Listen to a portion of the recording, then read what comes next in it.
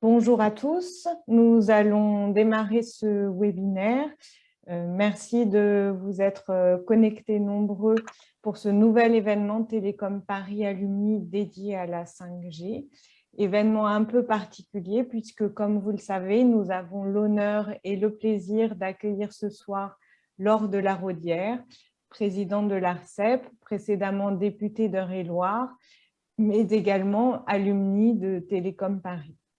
Alors, ce webinaire va être structuré en deux temps. Tout d'abord, une première partie consacrée à une intervention de Laure de la Raudière qui nous fera un point sur la 5G, un point d'étape. Puis, en deuxième partie, une table ronde d'échange à laquelle participeront autour de Laure de la Raudière, Stéphane Allaire, Chief 5G Program Officer chez Bouygues Telecom, Victor Arvidsson, directeur de la stratégie et des affaires publiques chez Ericsson France, Régis Duval qui, pour ne rien vous cacher, fait partie de notre comité d'organisation et qui sera le porte-parole de ceux qui ont des doutes ou se posent des questions autour de la 5G, et Jean-Luc Clemens, directeur de la Business Unit Télécom et Médias de IDAT DigiWorld.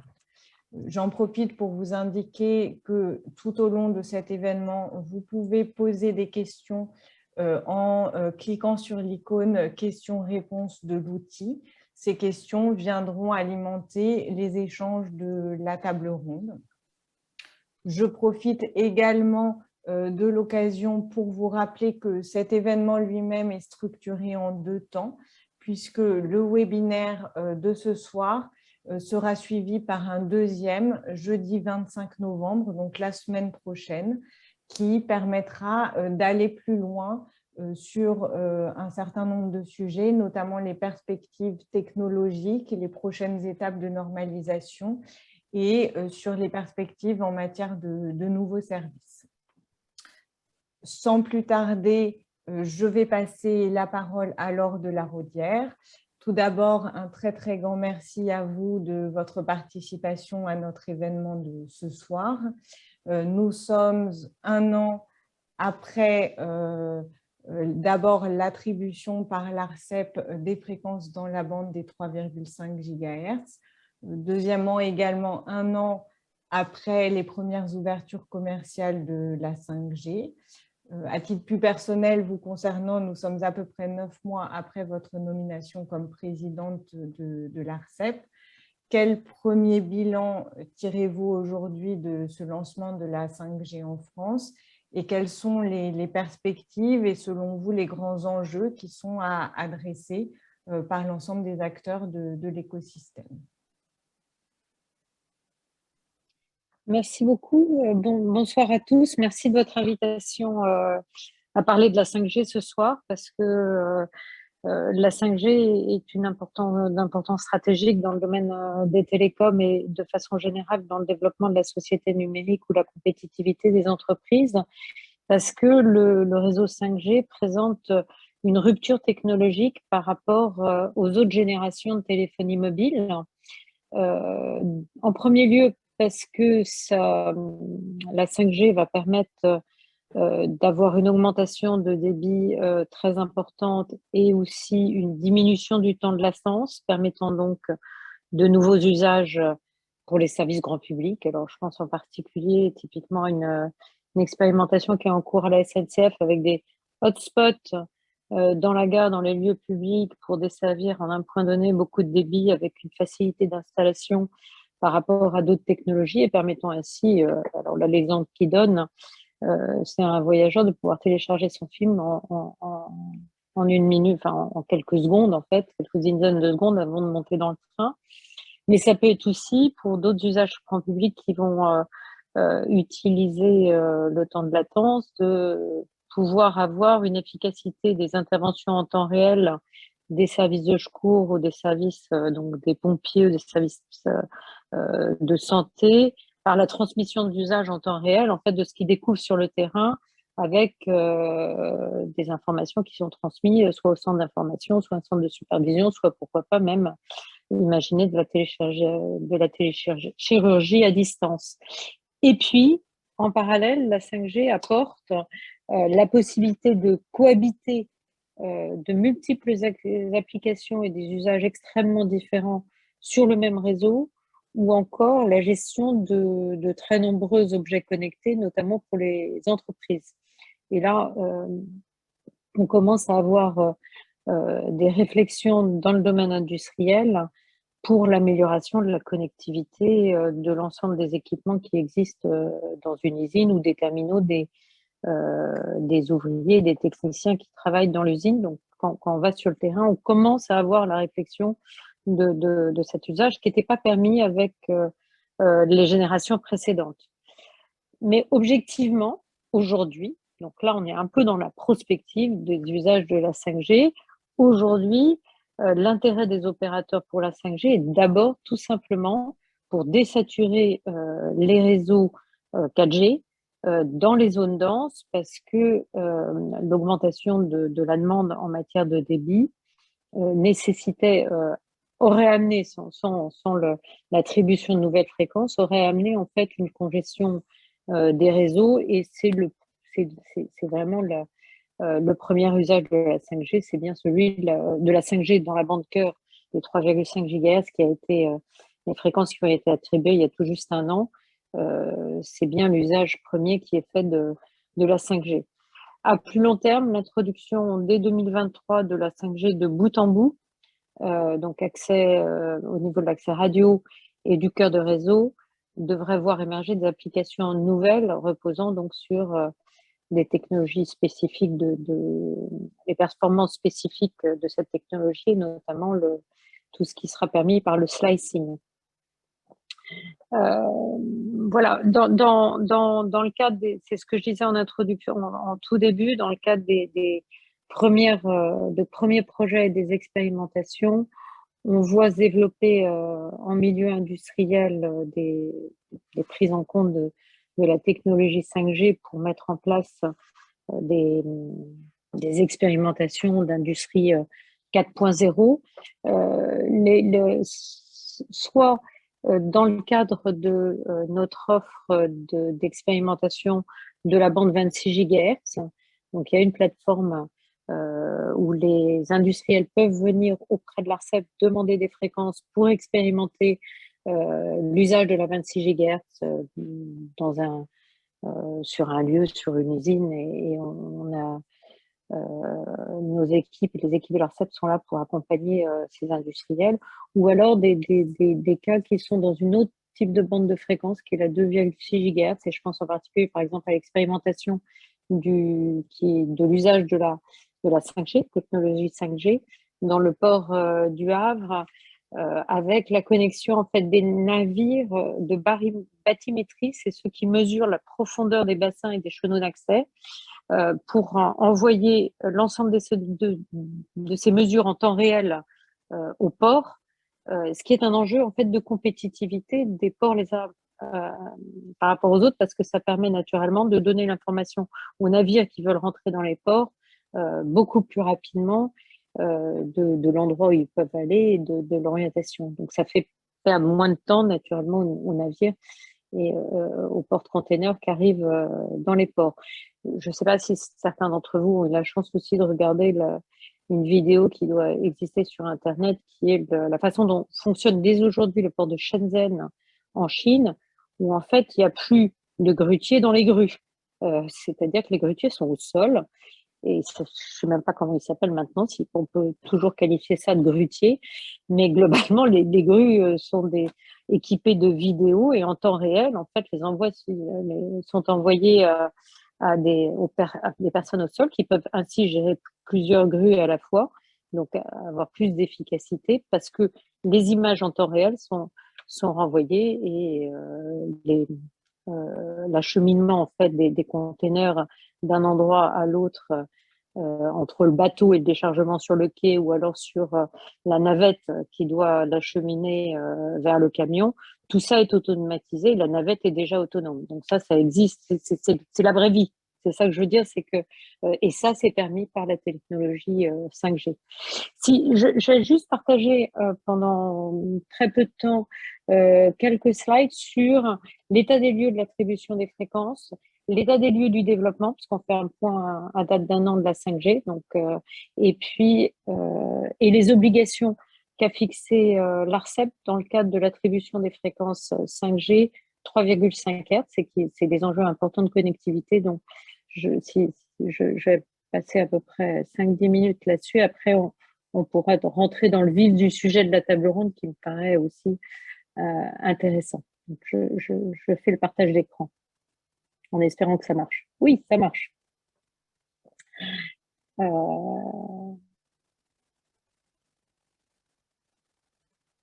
Voilà, alors il y a 3 bandes de fréquences pionnières pour la 5G. On parle souvent de la bande cœur, qui est de la bande 3,5 GHz et qui a été attribuée en 2020, le 12 novembre 2020, donc il y a juste un an. Mais en 2015 a été attribuée aussi la bande 700 MHz, dans laquelle il y a des équipements 5G et pour lequel un opérateur en France déploie sur cette bande-là, et aussi d'ailleurs sur la bande 3,5 GHz, et l'autre bande aussi 26 GHz, qui est une bande pas encore attribuée en France, une bande millimétrique, pour lequel l'ARCEP réfléchit actuellement au mode d'attribution avec, est-ce qu'on prend comme aujourd'hui une attribution nationale ou est-ce qu'on fait des attributions plus locales, sachant que cette bande a une portée beaucoup plus courte que les autres bandes, que ce soit 700 ou 3,5 GHz, c'est un type d'utilisation certainement très différent. L'autre spécificité dans le cadre de l'attribution de la réflexion de la bande 26 GHz, c'est que le gouvernement nous a demandé de réfléchir à la prise en compte d'objectifs environnementaux dans le cadre de l'attribution de la bande 26 GHz. Vous avez dans cette présentation un zoom sur l'attribution de la bande 3,5 GHz en précisant le nombre de taille de bande de fréquence qui a été attribuée par opérateur. Et vous voyez que c'est quand même des bandes assez importantes puisque Orange a 90 MHz et que Bouygues et Free en ont 70 et SFR 80, ce qui représente quand même des tailles de bandes de fréquences sur lesquelles on peut imaginer un débit beaucoup plus important que sur les bandes de fréquences jusqu'alors attribuées en 4G. En 4G. Voilà. Sur les déploiements 5G à date, le schéma présente le nombre de sites ouverts commercialement par chacun des opérateurs dans chacune des bandes. Les opérateurs ont des stratégies différentes de déploiement. On voit que Orange, typiquement, a une stratégie de déploiement majoritairement en bande 3,5 GHz, alors que Free déploie en 3,5 GHz, on le voit sur le tableau, c'est la partie la plus foncée, mais a aussi déployé massivement en fait depuis 2015 à la fois la 4G et la 5G sur sa bande 700 MHz. C'est pour ça que la carte de Free est plus colorée que celle des autres opérateurs. Et vous voyez aussi la stratégie de Bouygues qui est un petit peu différente de celle des autres, puisque Bouygues déploie la 5G en 3,5 GHz, mais aussi en bande 2,1 GHz. Alors, les obligations qui ont été qui sont attachées à l'attribution des bandes de fréquence 3,5 GHz, et donc qui ont été imposées aux opérateurs dans le cadre de l'attribution de l'année dernière. Il y a naturellement le déploiement de la 5G en bande 3,5 GHz, donc avec l'objectif d'atteindre 10 500 sites en 2025, et dont 25% en zone peu dense ou industrielle, ce qui avec notamment la volonté d'avoir les zones qui ont été définies comme des territoires d'industrie couverts par la 5G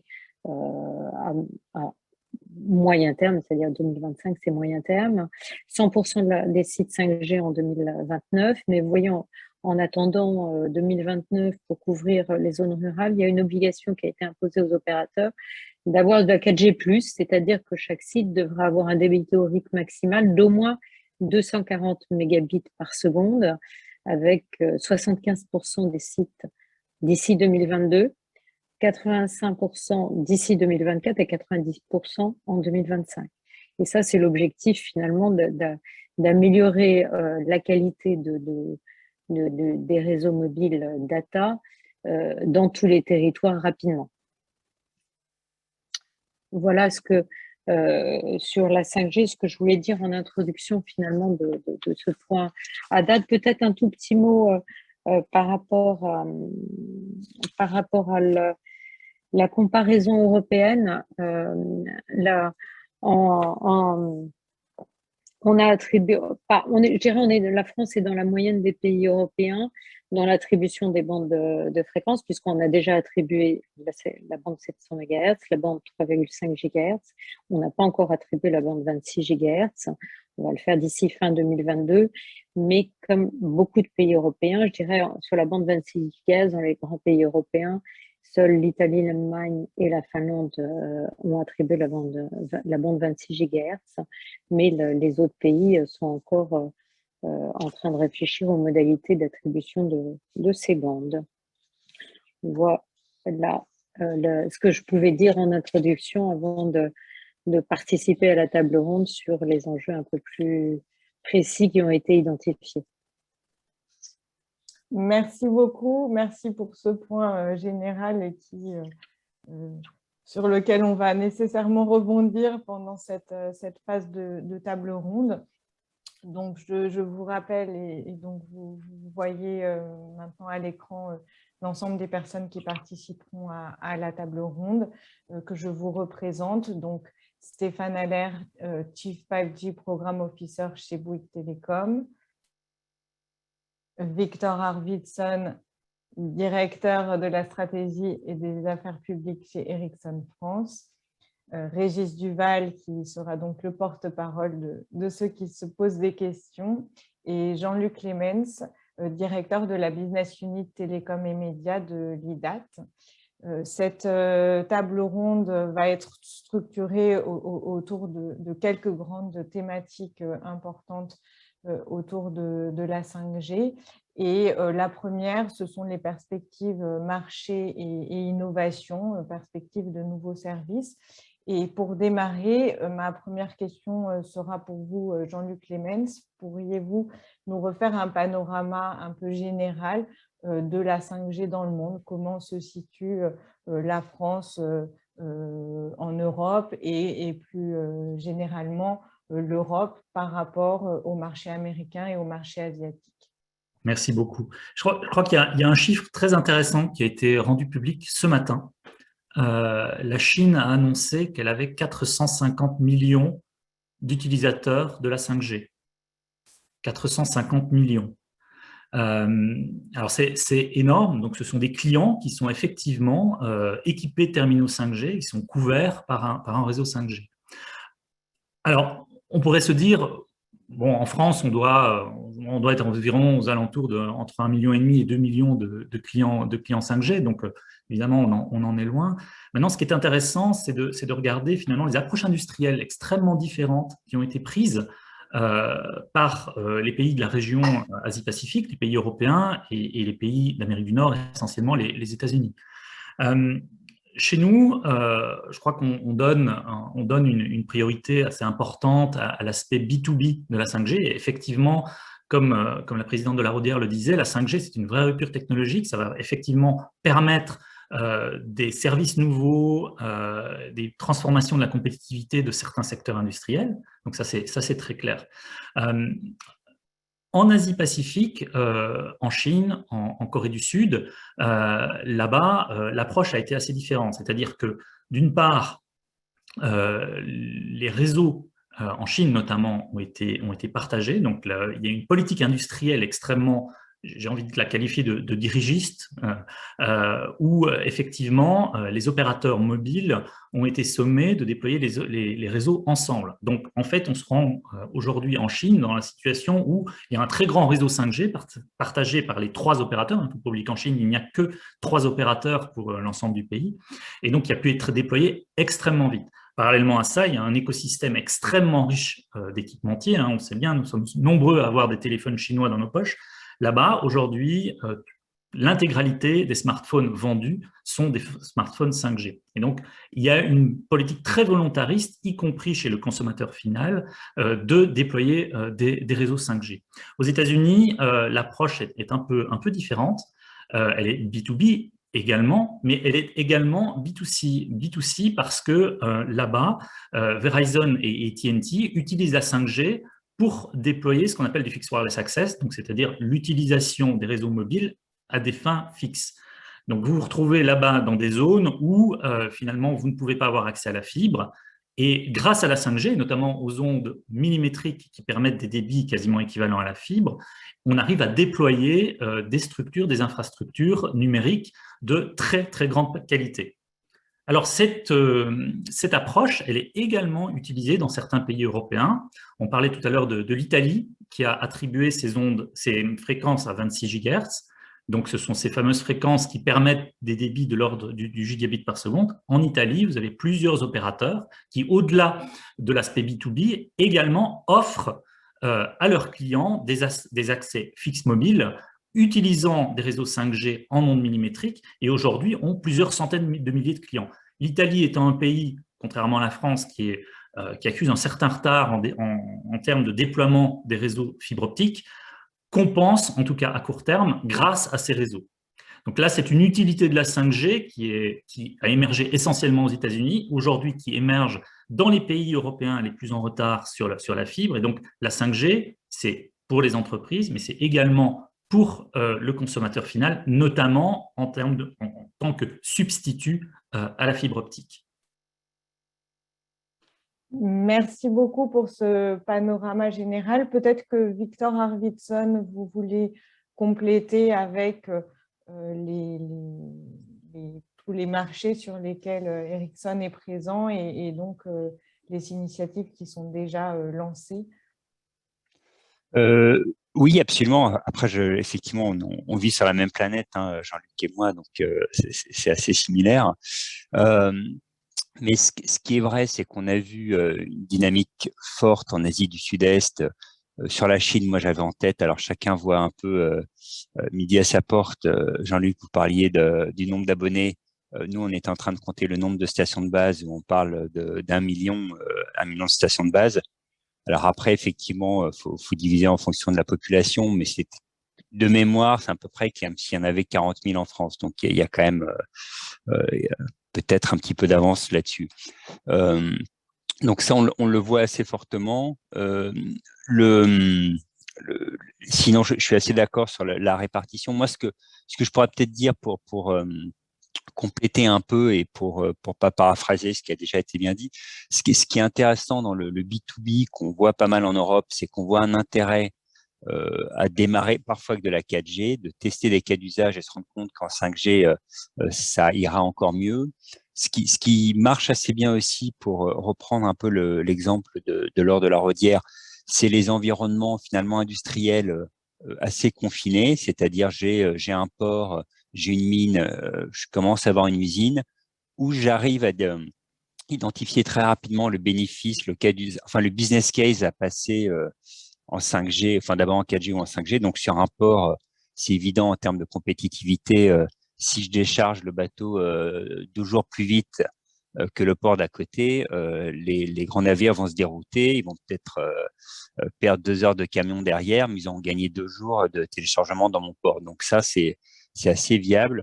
On le voit beaucoup, nous, en Suède, au Canada et en Australie sur les mines. Donc, c'est un peu alors, il y a moins de mines en France métropolitaine, donc l'exemple est moins probant, mais c'est vraiment le cas d'usage qui est assez évident parce que finalement, Alors, on va parler de mines, mais on va éviter d'en parler dans la section environnement. Je pense que ça va pas y trouver sa place.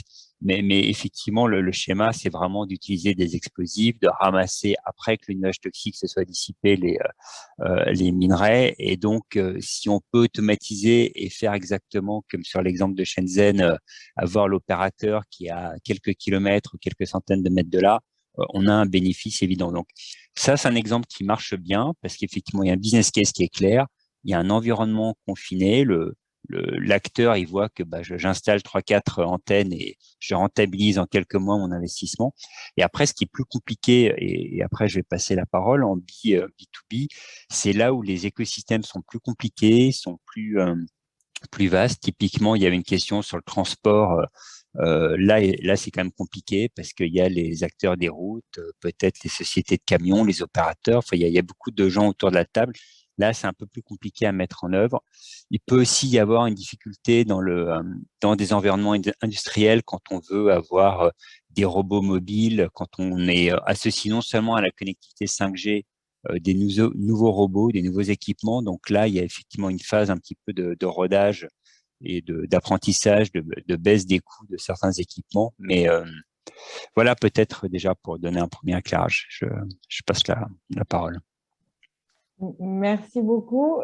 Ça nous a permis de basculer sur cette question des perspectives en termes de nouveaux services et de ce qu'on commence déjà à observer. Et Stéphane Allaire, ce serait effectivement intéressant d'avoir votre vision pour compléter sur les expérimentations conduites par Bouygues Telecom. Merci. Alors, c'est vrai que nous avons fait pas mal d'expérimentations et je rejoins totalement Madame la Présidente de la redire. Par contre, je préciserai juste, la 5G, ça va arriver en 3 phases. Parce qu'on parle de 5G, mais la 5G, il y a quand même malgré tout plusieurs 5G. La première 5G, c'est celle qui arrive aujourd'hui. Et comme le disait la Présidente, la première chose que l'on fait, c'est qu'on apporte du débit. Et la première chose que nous, en tant qu'opérateurs, on a cherché à faire, c'est désaturer des zones qui allaient saturer. La deuxième période qui va arriver, la deuxième 5G quelque part, où là, on aura de la 5G de bout en bout, on parle de 5G SA, standalone. Là, on va jouer sur la latence, on va jouer sur la fiabilité, on va apporter toutes les fonctionnalités de slicing mode qui vont être extrêmement importantes pour les industriels. Et ça, on parle plutôt de 2023. Et après, il y a ce qu'on appelle la 5G dans sa phase massive IoT. Parce qu'on se rend compte, et au quotidien, nous-mêmes et tous les gens autour de nous, on a de plus en plus d'objets connectés avec nous. On a donc besoin d'avoir des réseaux qui supportent de plus en plus d'objets connectés, de connexions simultanées. Donc là, aujourd'hui, on est dans cette première phase. Ce qui était intéressant dans cette première phase, c'était déjà comment expliquer ça au grand public. Vous avouerez que les opérateurs, c'était pas simple d'expliquer au grand public parce qu'on a de la chance, en France, on a plutôt une bonne 4G. Donc aujourd'hui, dire quand j'arrive bien à voir Netflix ou Salto sur mon téléphone, la 5G, ça ne va pas vraiment changer mon expérience. Mais par contre, on voit de nouvelles expériences qui arrivent, le cloud gaming, où là, justement, j'ai toute la puissance d'une console et j'ai besoin de réactivité, j'ai besoin de gros débit. Parce que là, j'ai besoin, quand je suis en train de conduire une voiture ou quoi que ce soit, j'ai besoin de cette fluidité qu'apporte la 5G avec sa faible latence. Puis on voit d'autres sujets. Puis nous, on doit avoir des tuyaux de plus en plus larges parce qu'on voit des gens comme Facebook qui apportent des métaverses. Quand on va commencer dans des environnements immersifs, là, on aura 2 écrans 4K sur chaque œil. Là, on a intérêt d'avoir des tuyaux qui supportent tout ça. Mais c'est vrai qu'aujourd'hui, ce que l'on voit, nous, c'est le côté entreprise. On a fait plusieurs expérimentations. Assez intéressante. J'aime bien celle des chantiers de l'Atlantique à Saint-Nazaire, où là, là aussi, on a apporté de la 5G et c'est assez intéressant, c'est de voir un industriel, comment on a ce qu'on appelle un opérateur augmenté. Je me promène avec une tablette ou un téléphone portable et je suis connecté à mon bureau. Et comme me disait, parce que j'aime bien parler avec les utilisateurs, ça m'évite, quand je dois modifier un plan ou quoi que ce soit, ça m'évite de retourner à mon bureau pour modifier ce plan, pour faire de l'AutoCAD, parce que tout est connecté directement en 5G. Et on était aussi avec un de nos partenaires, Syslor, on était en train de ce qu'on appelle numériser. Quand on creuse un trou dans une rue pour passer des câbles, là c'était du gaz, en fait, on passe avec un téléphone mobile et on va numériser l'ensemble de ces tuyaux et ça va nous permettre quelque part de scanner et d'avoir un plan digital de ce que l'on a sous nos pieds. Et là, ce que me disaient les utilisateurs, parce qu'on aurait pu le faire en 4G, on a souvent cette remarque, ils disent oui, mais avec la 5G, c'est plus rapide. Et moi, en tant qu'opérateur, quand je scanne et que le fichier est envoyé presque immédiatement, ça simplifie mon travail et ça me permet d'utiliser cet outil que je n'aurais peut-être pas utilisé en 4G. Et puis un dernier usage, parce que j'ai entendu tout à l'heure de parler de grues connectées. On a des grues connectées aussi en France, parce que nous, on a de la chance chez Bouygues Télécom. On a un groupe qui s'appelle Bouygues et on a connecté des grues en 5G. Et en plus, ce qui était intéressant, et pourquoi on avait besoin de la 5G, vous aviez 3 caméras 4K, donc il y a du débit à transporter. Et on avait besoin de la 5G parce que quand vous pilotez une grue, à un moment, si vous donnez un geste à droite ou à gauche, vous avez intérêt d'avoir une faible latence pour avoir cette réactivité. Et c'était extrêmement important. Et surtout, on a apporté de la sécurité parce qu'on avait ce qu'on appelle de la réalité augmentée. C'est-à-dire qu'en plus de la vision de la caméra 4K, on était capable de dire où pouvait tomber la charge et s'il y avait des dangers par des personnes qui étaient dessous. Donc voilà quelques exemples. Il y a beaucoup d'exemples et surtout, je pense que le monde de l'IoT, parce que je crois que la 5G, avec sa capacité, va surtout toucher le monde des objets. Le monde de l'IoT va, à mon sens, être révolutionnaire. Et comme le disait Madame la Présidente de la Rodière, on est vraiment à l'aube d'une révolution. Lors de la Rodière, vous voulez peut-être réagir ou compléter. Et moi, j'aurais une question complémentaire. Donc, Stéphane Allaire a parlé de 2 points. Le premier, c'est la pédagogie. Et c'est vrai qu'on se rend compte qu'aujourd'hui, sur une nouvelle technologie comme la 5G, il y a un vrai travail de pédagogie. L'ARCEP fait un certain nombre de communiqués en la matière pour expliquer quels sont les apports de cette nouvelle technologie, quel rôle les instances peuvent jouer sur ce volet de la pédagogie, premièrement, et deuxièmement, sur la question de l'innovation. Comment favoriser l'innovation, que ce soit en France, le régulateur ou les instances plus largement, et également en Europe, puisqu'il y a très certainement une coordination européenne pour favoriser cette innovation des acteurs européens permise par la 5G. Merci. Oui, j'aimerais préciser en fait par rapport à certaines interventions qu'apporte la 5G aux utilisateurs aujourd'hui. Stéphane Allaire a dit que c'était l'usage aujourd'hui qu'on faisait les opérateurs, c'est majoritairement pour désaturer les réseaux, mais il y a un bénéfice utilisateur, c'est-à-dire que dans l'enquête qualité de service mobile que l'ARCEP réalise chaque année, on a introduit des mesures pour la première fois sur la 5G cette année en 2021, et le débit moyen constaté sur l'ensemble des opérateurs qui va être je fais un peu une avant-première parce que les résultats de l'enquête vont être publiés très très prochainement, et donc je vais pas faire les podiums aujourd'hui et tout, mais simplement dire que le débit moyen sur la 5G est plus que 40%. Donc on voit bien par le nombre d'antennes qui est quelques milliers, 5000 environ sur la bande cœur 3,5 GHz, qui n'a pas une couverture nationale, mais en zone dense, un abonné 5G, il va à la fois être sur la 5G et sur la 4G, parce qu'il n'aura pas une couverture permanente de 4G, mais au total, il va bénéficier d'un débit moyen de plus de 40% dans son usage. Donc ça, c'est un premier bénéfice actuel. La deuxième chose aussi qui est importante, c'est par rapport aux usages industriels, par rapport aux expérimentations concernant la connexion d'objets connectés, le bénéfice de temps réel, l'ARCEP invite vraiment l'ensemble des acteurs à nous contacter. On a 2 plateformes finalement possibles, une plateforme d'expérimentation sur la bande 26 GHz sur laquelle on est capable d'attribuer des fréquences expérimentales pour un industriel qui voudrait tester la bande 26 GHz avant qu'on soit dans la phase d'attribution. Ou alors, il y a aussi une bande qui est celle de 2,6 GHz TDD qui permet d'établir des réseaux privés sur lesquels il y a des équipements 5G disponibles aujourd'hui et qu'on peut tester en fait la technologie sur cette bande-là. Donc, on est très preneur, nous, d'avoir des contacts avec les industriels pour pouvoir favoriser la diffusion de cette innovation et de cette technologie. Et puis, je note que Bouygues a des grutiers connectés ou des grues connectées qui fait que les grutiers sont devant leur écran en France. Et donc, je serais intéressée pour qu'on puisse avoir que Stéphane Allaire m'envoie cet exemple pour que j'arrête d'utiliser l'exemple du port de Shenzhen. Ça sera fait. Merci.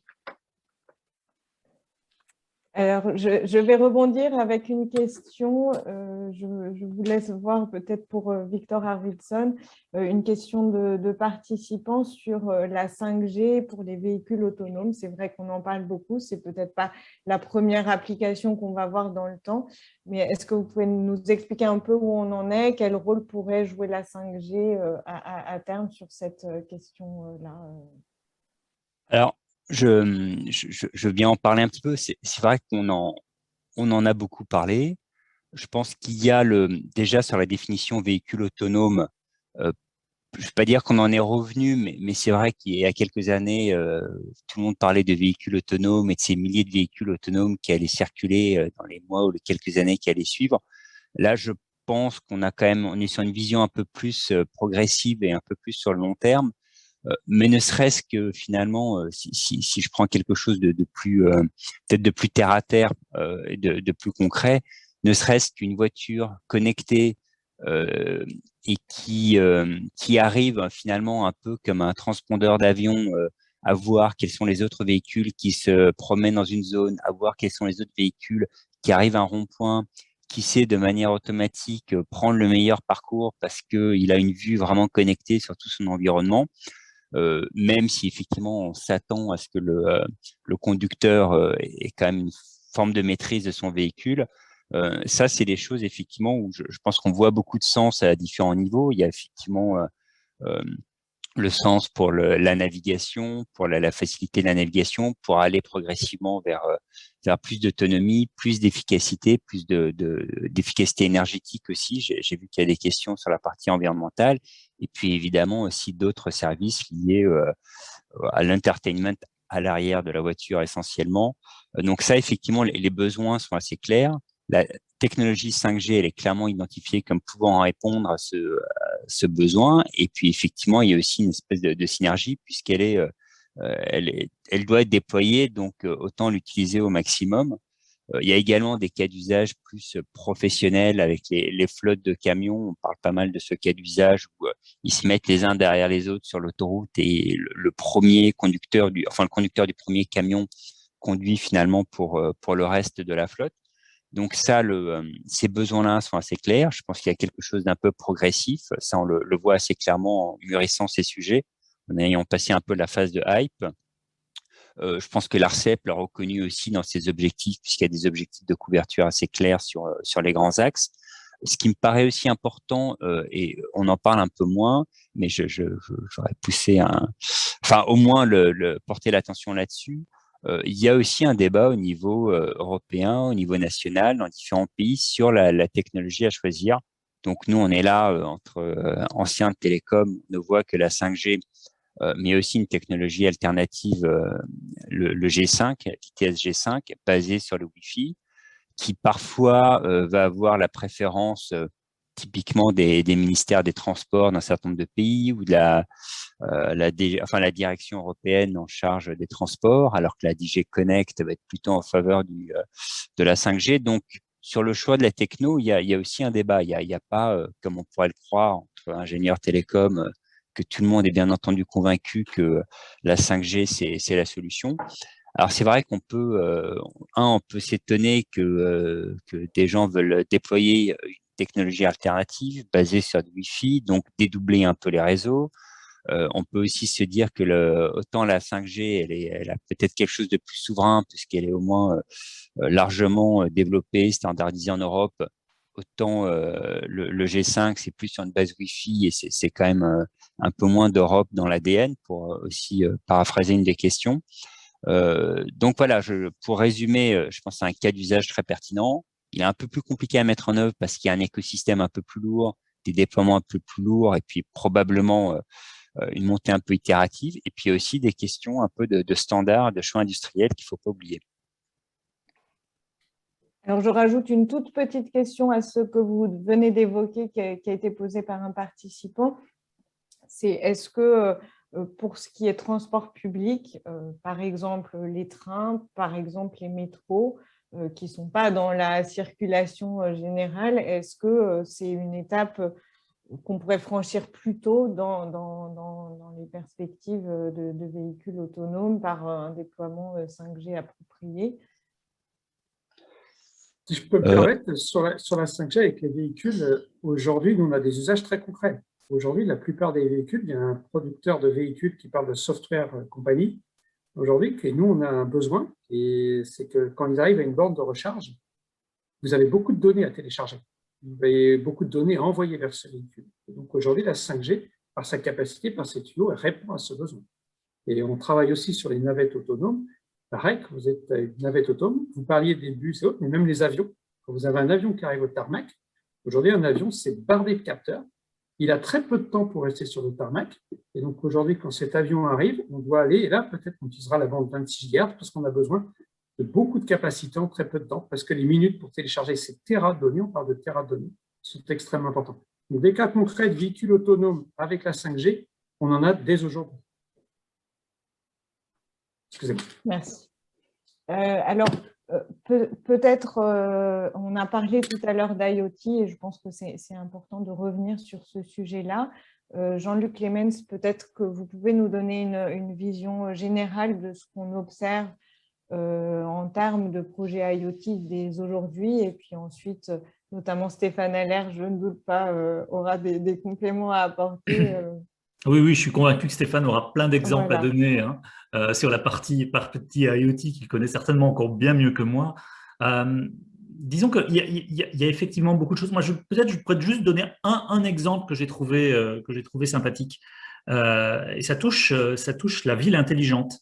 Dans la ville d'Helsinki, qui travaille avec l'opérateur Elisa, ils utilisent des drones connectés en 5G pour surveiller les forêts autour de la ville d'Helsinki. Alors, on va se demander pourquoi on utilise des drones 5G pour les surveiller des arbres. En fait, visiblement, ils utilisent des caméras 4K afin de suivre l'évolution de certaines maladies des arbres. Et donc, ils ont besoin de caméras à très haute définition, et seule la 5G est capable de leur apporter ce genre de définition.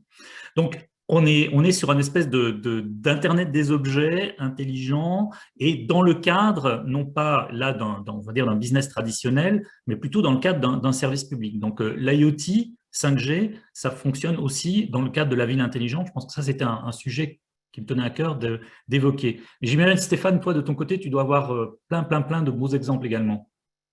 J'en ai eu beaucoup avec les réseaux bas débit. Merci Jean-Luc. Et tout à l'heure, je vais donner un exemple avec tu parlais tout à l'heure de Fixed Wireless Access. Et c'est une chose qui me semble importante, et c'est vrai que c'est important que les industriels s'emparent de cette technologie. Je vais donner un exemple, c'était l'hôpital de Bordeaux. Pendant la période du Covid, très simple, à un moment, l'hôpital, malheureusement, était débordé par pas mal de patients et des docteurs, et leur fibre était saturée. Et ce qu'on avait fait, avec l'accord de l'ARCEP, on avait ouvert, nous, on leur avait donné des routeurs 5G, et on avait ouvert la 5G, c'était venu en complément. Et aujourd'hui, on l'a vu, en France, on est bien fibré, mais on peut arriver à des moments où on a besoin d'un complément de connectivité. Et ce qui était intéressant, c'est qu'une fois qu'on a donné ces routeurs 5G aux médecins et à l'hôpital de Bordeaux, en fait, ils les ont utilisés après pour les centres de dépistage de Covid. Parce que parfois, même si on est bien fibré, même si on a de l'ADSL, quand vous faites un centre de dépistage du Covid ou un centre de vaccination dans un stade ou sur un trottoir, vous avez besoin de connectivité très rapidement. Et ce haut débit, on l'a porté avec la 5G parce qu'on a besoin d'un moment rapidement de la connectivité. Un exemple d'objet connecté, parce qu'il y a un exemple malgré tout qui, moi, est extrêmement intéressant, c'est la caméra 5G. Pourquoi? Aujourd'hui, on se rend compte, pour des raisons de sécurité, pas mal de choses. On a besoin d'un débit important, parce qu'on peut avoir des caméras 4K, et on a besoin aussi d'une réactivité assez rapide. Et donc là, la 5G est tout à fait appropriée. Et nous, aujourd'hui, avec les caméras 5G qui sont autonomes, parce qu'on est capable de faire autonome d'un point de vue réseau, parce que franchement, si vous mettez une caméra sur un endroit fixe, vous n'avez pas à la bouger pendant un certain temps, autant passer de la fibre. Je pense que là, il y a une vraie complémentarité des réseaux. Mais si à un moment, vous voulez surveiller un lieu ou une décharge sauvage ou quoi que ce soit, là, la 5G, avec une caméra qui est totalement autonome, apporte tout son intérêt. Et il y a aussi tout ce qu'on a fait avec l'IoT. On parlait, j'ai vu des questions qui passaient sur la 5G, l'énergie, et ainsi de suite. Il faut savoir, il faut voir aussi le côté positif que peut apporter la 5G. Avec l'IoT, on est capable de détecter des perditions d'énergie dans des bâtiments. On est capable de détecter des fuites d'eau. Il y a quand même pas mal de choses où ces objets connectés vont nous permettre de mieux maîtriser ce qui se passe sur la planète. Merci beaucoup. Si je peux rajouter un exemple d'application parce que c'est intéressant qu'on les regroupe. J'ai visité une usine il n'y a pas très longtemps et en fait l'usine, donc chaque ouvrier avait un terminal connecté pour la logistique, pour les opérations diverses et variées. Enfin. Et en fait, le Wi-Fi, donc la couverture en mobilité, la couverture Internet était du Wi-Fi. Et ils avaient des pertes de connectivité à chaque fois qu'ils se déplaçaient dans l'usine, tout simplement. Et la 5G, ils imaginent la 5G pour avoir une couverture simplement assez simple en fait de connectivité dans l'usine, mais qui permette les déplacements. Parce qu'aujourd'hui, c'est une perte de productivité parce que les techniciens étaient obligés de ressaisir ce qu'ils venaient déjà de saisir. Alors, non seulement c'est une perte de productivité, puis c'est très agaçant.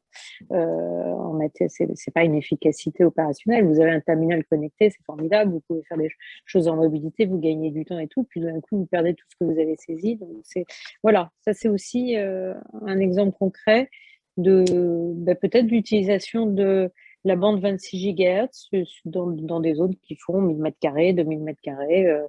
Et il disait, c'est bien, en plus, c'est facile à installer, on met ça à l'intérieur, ça ne dépasse pas les murs et c'est parfait pour nous. Alors justement, pour rebondir sur ce que vous évoquez à l'instant, on a une question sur les réseaux privés industriels, sur la 5G industrielle de manière générale et les dispositifs, soit qui peuvent être disponibles à l'heure actuelle, soit qui peuvent être envisagés à l'avenir pour favoriser l'appropriation finalement de cette nouvelle technologie par les différents secteurs. Alors, au sein de l'ARCEP, c'est ce que je disais tout à l'heure, on a une plateforme d'attribution de fréquences expérimentales 26 GHz. Aujourd'hui, on a 14 projets pour lesquels on a attribué des fréquences expérimentales. Cette plateforme est toujours ouverte. Et donc, s'il y a des industriels qui veulent expérimenter, qui ont un projet, surtout, il faut qu'ils viennent nous voir, qu'ils viennent nous en parler. Il y a une mission du gouvernement sur ce sujet de l'usage de la 5G dans le domaine de l'industrie. Et donc, il faut aussi. Et puis, il y a des financements et des subventions de l'État pour développer la 5G dans le domaine de l'industrie. Donc, voilà, maintenant, on espère que ça va susciter de nombreux projets parce que c'est facteur de compétitivité pour notre secteur industriel. Facteur de productivité, de compétitivité dans la transformation en fait des processus industriels des différents secteurs. Oui, il y a beaucoup de choses qui sont à construire. Il y a effectivement un certain nombre d'usages qui existent aujourd'hui en 4G ou éventuellement en Wi-Fi et qui vont être simplifiés, rendus plus simple pour les utilisateurs. Et puis, il y a des nouveautés qui sont à construire. Et donc, effectivement, il faut accompagner les industriels. Peut-être Stéphane Allaire, en termes d'organisation, justement, dans la gestion de ces besoins qui sont beaucoup plus sur mesure des entreprises, quel dispositif mettez-vous en place? En fait, s'il y a la demande existait déjà en 4G, et parce qu'aujourd'hui, on se rend compte que les industriels sont de plus en plus, ils ont un besoin d'utiliser même les téléphones dans les bâtiments. Et aujourd'hui, on a des bâtiments qui sont de plus en plus étanches pour des raisons d'énergie et autres. Et donc, parfois, et je voyais une des questions qui était la 5G a du mal à pénétrer, mais aujourd'hui, on a une demande de plus en plus forte des industriels pour apporter la 5G au sein même de leur bâtiment pour faire une couverture dédiée. Aujourd'hui, c'est en tant qu'opérateur télécom, comme nous avons des fréquences, nous avons des antennes macro, on est capable d'apporter de la 5G dans les entreprises, dans les usines, pour apporter cette couverture complémentaire.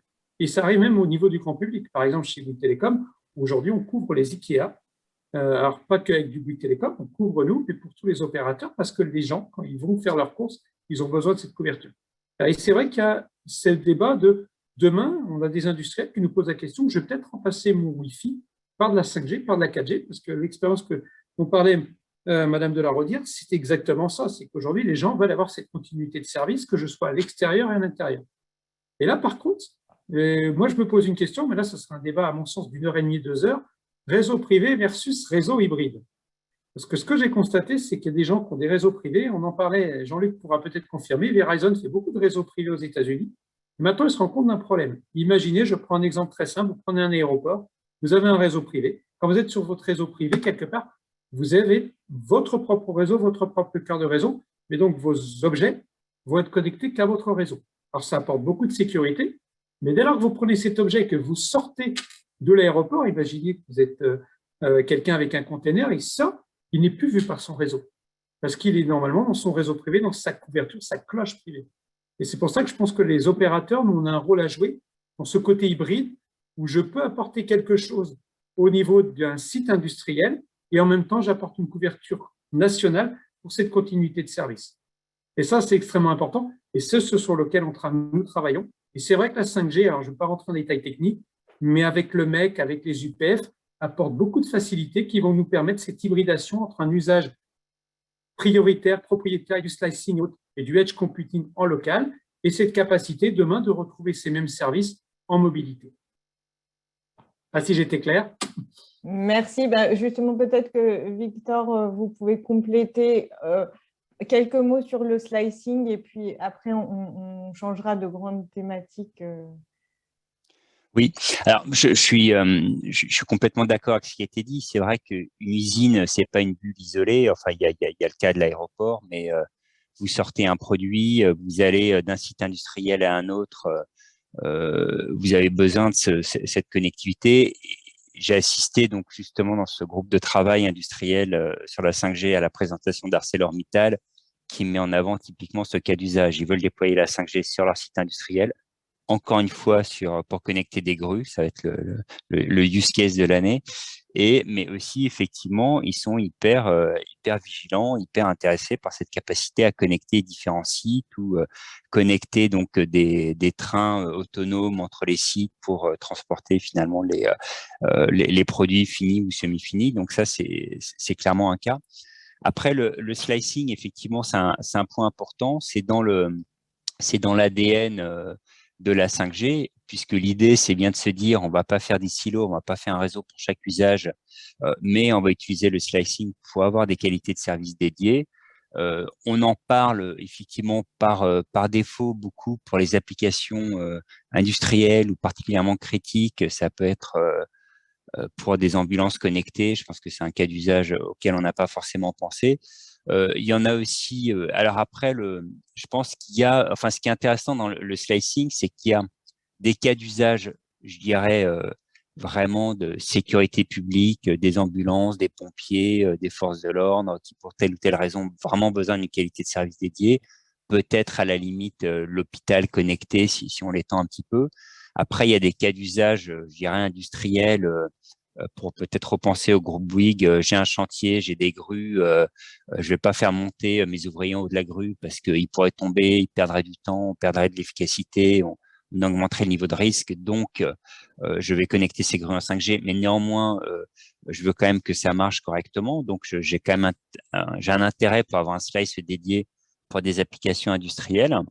Et puis après, il peut y avoir la troisième famille de cas qui est même au niveau d'un téléphone.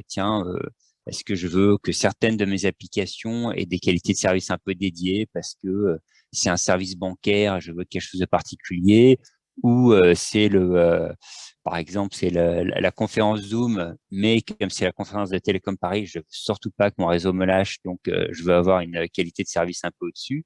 Et donc, il y a tout ce panorama-là. Et en fait, ce qui est intéressant, c'est que je viens d'ouvrir la boîte de Pandore, c'est que sur la neutralité du net, ça pose aussi des questions. Il y a des cas où tout le monde se dit, bah oui, quand même, l'ambulance, faut pas déconner.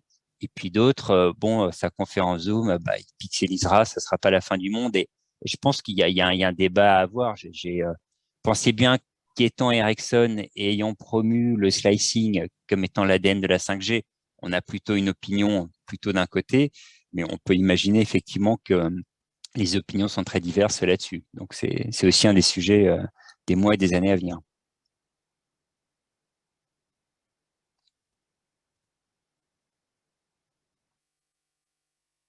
Victor, vous m'avez touché là, j'ai l'impression.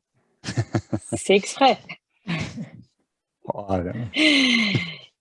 Pour moi, le règlement de l'Internet ouvert s'applique à la 5G, exactement comme à la 4G. D'ailleurs, on va publier certainement sur le site de l'ARCEP prochainement une analyse en fait de la façon dont s'articule, selon notre analyse, le règlement de l'Internet ouvert, donc la neutralité d'Internet, à la 5G et au slicing. Mais ça n'empêche, enfin, je veux dire, le fait qu'on passe en 5G, en slicing, avec des besoins de temps de réponse, on peut faire des réseaux spécialisés sur la 5G, on peut faire des services avec une qualité de service renforcée. L'important, c'est que ça ne dégrade pas à outrance les autres services et qu'il n'y ait pas non plus de discrimination et qu'il y ait ce service à qualité de service qui soit offert uniquement à une personne et pas aux autres. Donc, l'esprit de l'Internet ouvert et même les règles de l'Internet ouvert s'appliquent à la 5G et à mon avis, complètement compatible avec la capacité qu'ont les opérateurs à réguler ces réseaux. Je veux dire, il n'y a pas de pour moi, il n'y aura pas de difficulté à ça. Merci beaucoup. On va, sur ces derniers mots sur la neutralité d'Internet, passer au deuxième thème de cette table ronde, sur les enjeux de perspective réseau et de couverture. Alors, vous avez en préambule présenté les grandes stratégies d'opérateurs. Évidemment, Stéphane Haller voulait peut-être compléter sur ce thème-là, à la fois sur la stratégie de lancement, mais sur les perspectives également à moyen terme. Alors, notre stratégie de lancement, elle était assez simple. Comme on pense, et ça se confirme aujourd'hui que la 5G est surtout utile dans les zones très denses. Elle va arriver bien sûr dans les campagnes après-hautes, mais aujourd'hui, on doit désaturer les réseaux et prévoir justement ces grosses demandes de réseau. Donc, Bouygues Telecom, on s'est surtout concentré dans les grandes agglomérations. Mais il y a une course entre tous les opérateurs et on le voyait avec les slides qui ont été présentés tout à l'heure. Aujourd'hui, on déploie très vite. Je pense qu'on peut se féliciter parce que les opérateurs télécoms français ont tous très bien joué le jeu. Et aujourd'hui, nous, on annonce qu'on aura plus de 60% de la population couverte avant la fin de l'année en 5G. Donc, il faut avouer quand même qu'on a eu des fréquences en 20 décembre. C'était une grosse course. En plus, nous, aujourd'hui, on en parlait tout à l'heure, ce qui est important avec le déploiement des réseaux, c'est qu'il faut préparer le réseau. Parce que vous pouvez avoir des débits qui sont extrêmement importants au niveau de votre téléphone, mais nous, il y a eu un très, très gros travail en amont pour préparer les backbones, c'est-à-dire tous ces liens entre nos antennes qui vont quadriller l'ensemble de la France. Donc, on a eu beaucoup, beaucoup d'investissements en tant qu'opérateur pour préparer ces réseaux qui relient les antennes. Après, il a fallu installer toutes ces antennes. Ça prend du temps, il y a des réglages. Et puis surtout, nous, aujourd'hui, on a doublé notre capacité de fréquence. Madame Delordière, tout à l'heure, me montrait les fréquences. Alors que nous, chez Bouygues Telecom, avant, on avait 74 MHz sur l'ensemble des bandes de fréquences. Avec l'achat de la 5G, on est passé à 70 MHz. Imaginez, c'est comme si on avait doublé les routes. C'est comme si on avait une autoroute qui passait de 4 voies à 8 voies. Et on comprend mieux notre démarche d'aller couvrir plutôt les grandes villes aujourd'hui, parce que quand vous avez cette capacité de faire des périphériques 8 fois, on les met surtout où on en a vraiment besoin dans un premier temps. Et c'est ce que l'on fait. Après, on prépare aussi aux nouveaux usages, parce que la 5G, comme il va falloir faire de gros débits, il va falloir aussi rapprocher le contenu au plus proche des gens. Et donc, on va commencer à préparer ce qu'on appelle le edge computing. Et donc, nous, on est en train de mettre des centres de serveurs au plus proche des utilisateurs pour répondre à cette question. Donc, le déploiement, les réseaux, la couverture. Il faut surtout se dire aussi une chose, c'est qu'on ne déploie pas que la 5G, parce que nous avons des obligations au niveau de l'ARCEP, et on a aussi un devoir vis-à-vis de nos concitoyens. Aujourd'hui, Bouygues Telecom, et je pense les autres opérateurs, on continue très fortement à déployer la 4G, parce que ce n'est pas parce qu'on déploie la 5G qu'on a totalement oublié le déploiement de la 4G. Alors, un des points qu'il est important évidemment d'aborder quand on parle de couverture, c'est qu'il y a des réticences dans une partie de la population à l'installation de nouvelles antennes, à l'installation même d'antennes 5G sur des sites qui peuvent être existants. Régis, pourrais-tu nous faire un peu un panorama des réticences qui peuvent exister, que l'on peut constater, et on verra les réactions et les manières de gérer ces situations ensuite. Stéphane Haller vient de parler course au déploiement pour de nouvelles capacités, en particulier dans les grands centres urbains pour lesquels on comprend bien que ça revient à faire une opération en une fois d'extension extrêmement pérenne et qui permettra de ne pas revenir continuellement sur les sites comme on le fait aujourd'hui. Néanmoins, une partie croissante de la population ne perçoit plus de véritable utilité sociale à la poursuite du développement des réseaux mobiles. C'est la question du pourquoi toujours plus d'ondes que se pose à la fois l'étonnant de la sobriété numérique. Faut-il continuer à développer des services numériques dont on ne voit plus très bien l'utilité, dont on voit par ailleurs différents types d'inconvénients comme le caractère addictif des usages pour les plus jeunes, notamment sur les réseaux sociaux. Et ce mouvement-là est porté par une contestation de la virtualisation croissante de la vie sociale qu'on retrouve comme inquiétude d'une manière générale dans un public qui sont les parents d'adolescents. Dans un contexte dans lequel l'utilité de l'usage, on a vu quand même beaucoup d'applications intéressantes tout à l'heure dans la discussion, mais l'utilité de l'usage général, pas les utilisations de niche qui ont été évoquées, les inconvénients collatéraux du développement des réseaux mobiles sur l'environnement de vie immédiat d'un ensemble de riverains ressortent de façon beaucoup plus vive que par le passé, à la fois à travers des dommages visuels extrêmement impressionnants quand on installe une antenne à côté de chez vous, des craintes de la part de ces riverains sur l'attractivité de leur voisinage et donc sur le prix de leurs habitations. C'est une préoccupation qu'on voit exprimée extrêmement souvent par les riverains de nouveaux projets. Et ceci avec une acuité particulière dans les zones suburbaines, semi-rurales et même complètement rurales, beaucoup moins que dans les grands centres-villes, parce que la visibilité de ces projets est immédiate, contrairement au centre-ville. En outre, cette préoccupation sur quelle est l'utilité réelle est accompagnée sur qui sont les véritables bénéficiaires de ces projets. Quand vous êtes dans un environnement suburbain ou dans un environnement rural, voire complètement campagnard, les véritables utilisateurs sont, tels que c'est ressenti par les riverains, des estivants, les axes de transhumance saisonniers, autoroutières ou TGV, voire tout simplement une mini-population de geeks qui est ressentie avec une certaine acrimonie qu'il faut bien reconnaître. C'est un sentiment qui est entretenu d'ailleurs par un certain niveau de communication qui vante les ultra-performances en débit. Je crois que Laure de la Rodière a évoqué que la réalité, d'abord, ne serait-ce que dans des phases de transition, est beaucoup plus lente. Cette communication outrancière sur les ultra-performances en débit dont tout le monde réalise qu'elles n'ont en réalité aucune réalité pratique dans l'expérience du quotidien et que c'est un animal de laboratoire, entretient ces interrogations. Au plan pratique, ces populations voient arriver des opérations de création de nouveaux sites dans les environnements que je citais tout à l'heure, c'est-à-dire les environnements suburbains ou ruraux, qui sont de véritables parachutages au sens littéral à travers la pose de panneaux de chantier, et c'est la seule manière dont aujourd'hui les riverains apprennent l'apparition de ces opérations.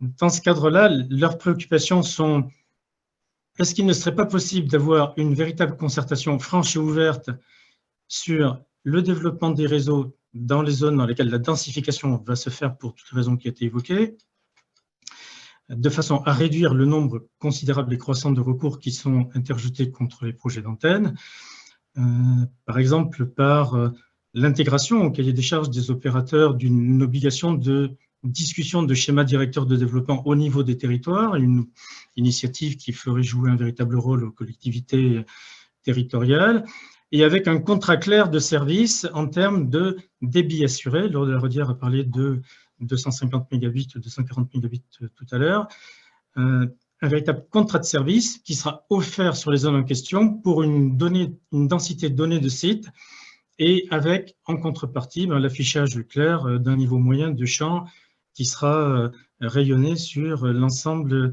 des résidents. Enfin, la question, je vais terminer là-dessus, la question de la sobriété numérique a été introduit dans le cahier des charges de l'ARCEP et de la NFR par le paragraphe 9 du code de l'article L32.1 du Code des postes et télécommunications. Mais en pratique, le public ne voit pas de changement concret dans le comportement et dans les décisions qui sont prises en relation avec cette obligation. Alors, merci pour ce panorama assez large de toutes les réticences qui peuvent exister sur ce sujet-là. Peut-être avant de rentrer dans ces points-là concernant strictement la France, est-ce que soit Jean-Luc Lemens, soit Victor Arvidsson, quelle est la vision dans d'autres pays? Est-ce que ces réticences qui peuvent exister en France, elles sont globalement partagées? Est-ce qu'on on a une approche plus marquée que d'autres en la matière? Je peux peut-être commencer un petit peu, je peux passer la parole après. Nous, ce qui est assez frappant, enfin, si je prends par la partie environnementale, c'est vrai que c'est un sujet de manière peut-être un peu étonnante qui est assez franco-français, c'est-à-dire qu'il y a dans beaucoup d'autres pays, c'est pas vraiment un sujet, peut-être que les gens, enfin, je ne vais pas dire que les gens réfléchissent moins, mais on va dire qu'ils voient les choses un peu différemment, sans que ce soit bien ou que ce soit mal, mais c'est un peu, bon, ils se disent, finalement, un réseau mobile, j'ai pas à me déplacer, ça doit pas être si mauvais que ça m'évite un déplacement, il y a un peu ce raccourci-là. Et donc, ce sujet environnemental, on le voit effectivement en France, on le voit un petit peu en Belgique.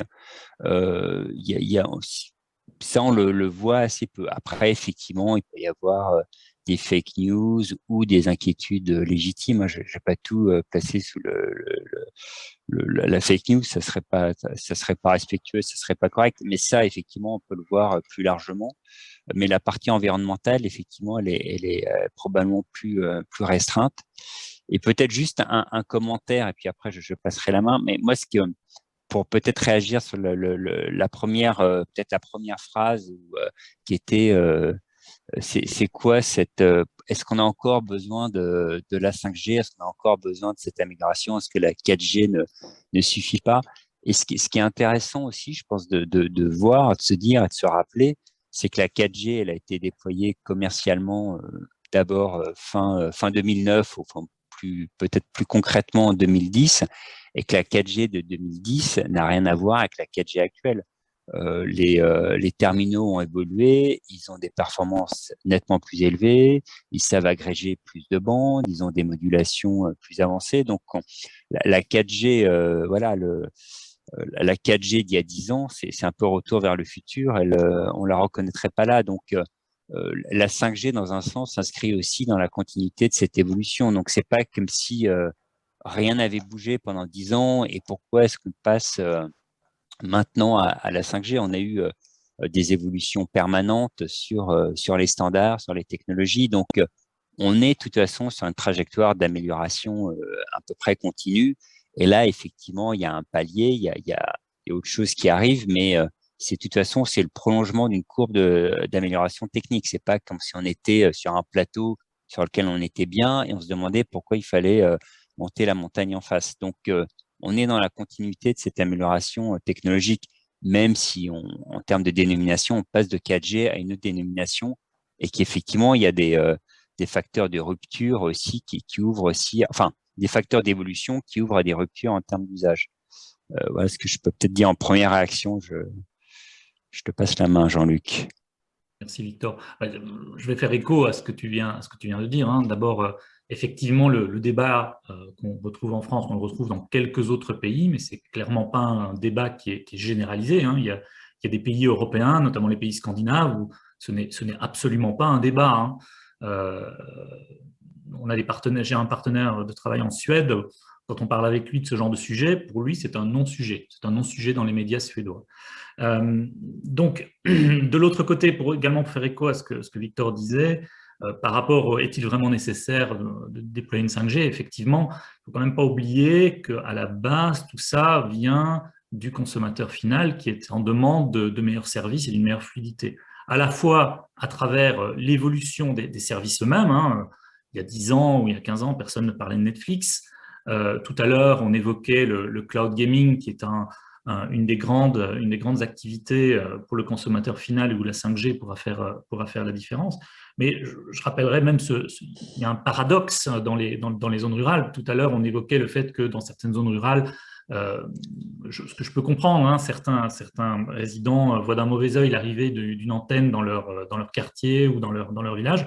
En même temps, pour ceux d'entre vous qui sont en échange ou en connexion avec les maires des zones rurales, il y a énormément de demandes d'une meilleure couverture. Et la meilleure couverture, elle vient évidemment par des antennes. Je crois que l'ARCEP a énormément travaillé à travers le guichet unique avec les opérateurs pour pouvoir aller résorber ces zones blanches et ces zones grises. Il y a quand même un grand paradoxe où on entend d'un côté, il faudrait plus de sobriété numérique, et en même temps, il faut avoir plus de couverture, plus de connectivité. C'est quand même très compliqué d'arriver à résoudre ce paradoxe. Je ne sais pas, Stéphane, si toi, de ton côté, tu veux rebondir sur ce sujet de la connectivité dans les zones rurales.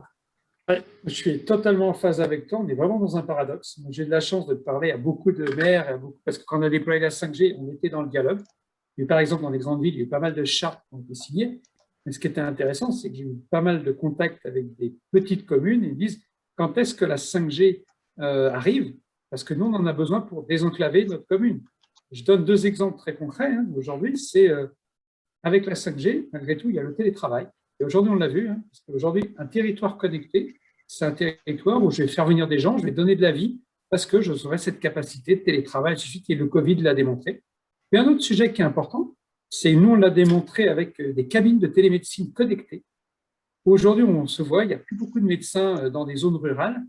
Et aujourd'hui, un territoire connecté avec un bon débit, en fait, c'est la capacité, demain, quand je rentre dans une cabine de télémédecine, d'avoir un accès à un spécialiste, d'avoir un électrocardiogramme, tout ça facilement, sans avoir besoin de faire 20 ou 50 kilomètres.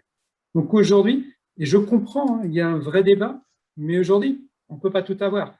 Les gens veulent de la connectivité parce que ça apporte beaucoup de choses, j'en ai donné 2 exemples, mais en même temps, ils ne veulent pas les antennes. Et sur les usages, je vous avouerai que nous, opérateurs télécoms, on les subit. C'est le client qui est le maître par rapport à ça. Aujourd'hui, les gens, ils font beaucoup de streaming, ils regardent des vidéos. Aujourd'hui, nous, on met des tuyaux de plus en plus larges pour accompagner cette croissance, mais les forfaits des téléphones mobiles n'augmentent pas beaucoup, alors qu'on met des tuyaux de plus en plus importants pour accompagner cette croissance. Si vous avez une solution pour que les gens payent le même forfait en utilisant moins de data, je pense que nous, on sera gagnant. Alors, Jean-Luc Clemens a évoqué les dispositifs qui peuvent exister, notamment le guichet unique, et donc effectivement, lors de la Rodière, quels sont et le point de vue d'ARCEP et les dispositifs auxquels vous participez pour… Alors oui, je voudrais rebondir sur ce qui a été dit parce que c'est vrai ce que dit Stéphane là, c'est paradoxal. Quand il y a eu le lancement de la 5G, il y avait certains élus sur le territoire qui disaient c'est bien la 5G, mais je voudrais déjà avoir la 2G. Je provoque exprès, c'est-à-dire déjà avoir une couverture à un réseau mobile, même si dès qu'ils ont la connexion, après ils veulent le meilleur débit possible, c'est-à-dire tout de suite la 4G. Le New Deal, d'ailleurs, a permis la généralisation de la 4G, ce qui a été aussi un progrès considérable, c'est qu'aujourd'hui, 99,5% des sites en France ont la 4G, pas la 5G. Derrière ce débat soulevé par Régis Duval, il y a tout le débat de l'acceptabilité sociale et sociétale des nouvelles technologies. Pas que des réseaux mobiles, en fait, c'est des nouvelles technologies et de l'innovation, d'un changement de société extrêmement rapide. Et donc, la 5G est devenue un symbole, en fait, des nouvelles technologies. Et donc, c'est aussi pour ça que le débat se cristallise un petit peu autour de la 5G. Les concertations sont inscrites dans la loi depuis 2014. Elles n'ont pas toujours lieu, mais il y a une instance de concertation qui existe dans la loi qui doit être animée par le préfet. Il y a une obligation de déclaration auprès des mairies par le biais du DIM, c'est-à-dire du dossier d'information mairie de chaque implantation d'antenne. Et donc, et pour moi, c'est extrêmement important. C'est-à-dire que c'est plus lourd sans doute pour les opérateurs, mais il faut que le dialogue soit là et il faut que la concertation ait lieu quand il y a besoin de cette concertation. Et on a vu au moment du démarrage de la 5G un débat qui a été un débat politique au moment des municipales 2020, avec certains candidats qui s'opposaient à la 5G, d'autres qui disaient qu'ils voulaient la 5G. Après les élections, il y a eu des moratoires dans certaines mairies d'installer contre la 5G. Et en fait, toutes ces situations tendues se sont résolues dans le temps avec, à l'initiative de certains élus, de belles concertations faites sur le terrain pour associer, pour à la fois démystifier la technologie, apporter des réponses aux questions légitimes que peuvent se poser la population, de savoir, ces nouvelles fréquences, qu'est-ce que ça va apporter comme bénéfice, est-ce qu'il y a des risques sanitaires, quel est l'impact sur l'environnement. Donc, un dialogue qui était nécessaire un petit peu sur coût-bénéfice en fait de la technologie qu'on est en train de déployer dans ma ville à proximité de mon lieu de vie en fait. Donc nous, l'ARCEP, on développe en fait des outils pédagogiques pour ça, c'est-à-dire qu'on met sur nos sites internet et on donne aux maires des informations pédagogiques factuelles. On ne prend pas parti, c'est pas notre rôle, mais on apporte des éléments d'information factuelle sur la technologie. Concernant l'exposition aux ondes et les enjeux sanitaires qui sont toujours dans le débat public, il y a beaucoup de personnes qui ont voulu leur poser la question de l'opposition. La première chose qui vous cite, c'est on ne sait pas vraiment si c'est pas mauvais pour la santé. Donc il y a une peur sous-jacente du fait que l'onde, on la voit pas et on ne sait pas en fait. Donc il faut rassurer les gens, il faut amener le rôle de l'ANSES en fait et de réaliser des études, et ça fait plus de 15 ans qu'ils réalisent des études sur les effets des ondes électromagnétiques sur la santé. Aujourd'hui, on peut dire qu'on a quand même une bonne vingtaine d'années de recul de l'utilisation du SPREC dans les bandes de 900 MHz, 1 GHz, 2 GHz. On a des outils connectés depuis maintenant une vingtaine d'années, donc on a quand même du recul.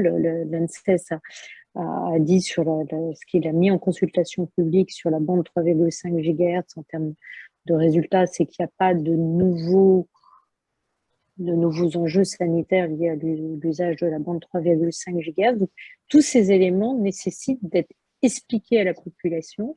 C'est le rôle des élus et c'est notre rôle, l'ARCEP, l'ANSES, d'apporter ces éléments d'information, de faire la pédagogie.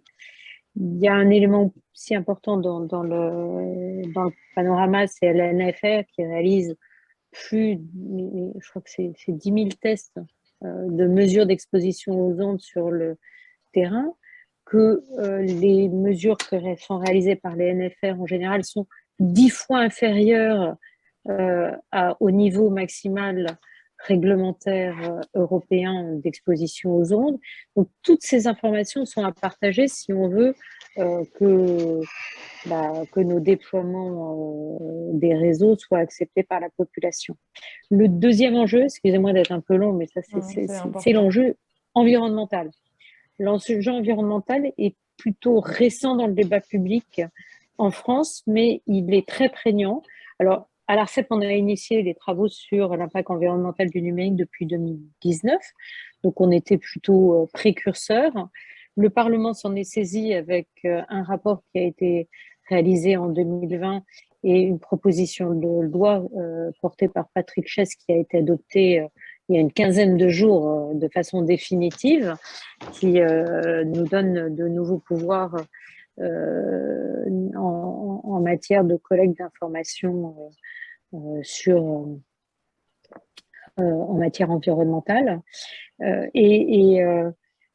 Ce sujet, en fait, est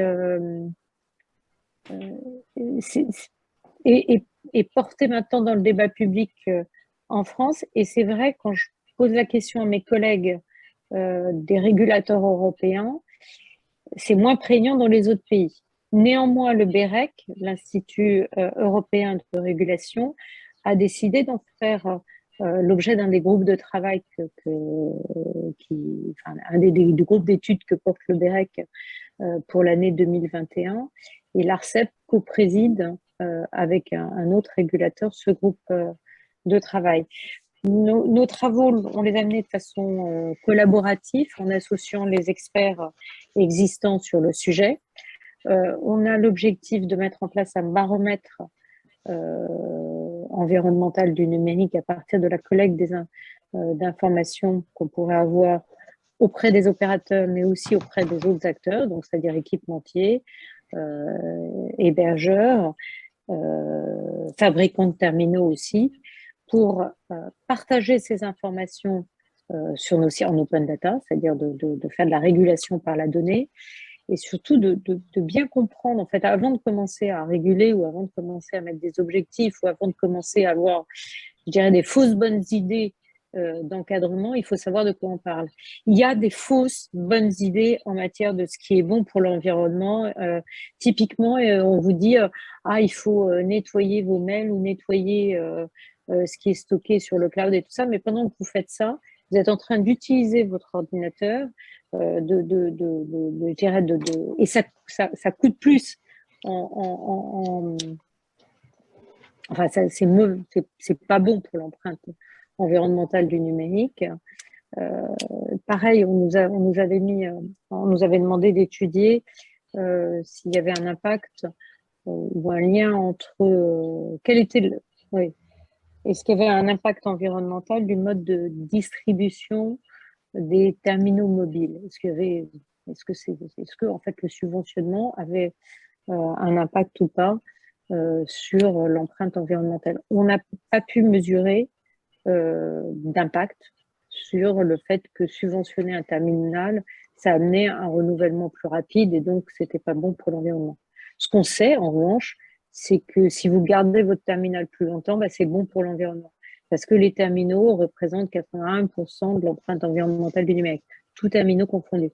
Enfin, je vais répondre aux questions après, parce que sinon j'ai beaucoup de choses à dire dans ce domaine-là, mais aujourd'hui on parle beaucoup de ce sujet-là, et en revanche, il n'y a pas encore beaucoup de données, il n'y a pas en objectif, pas encore vraiment l'ensemble de ce domaine.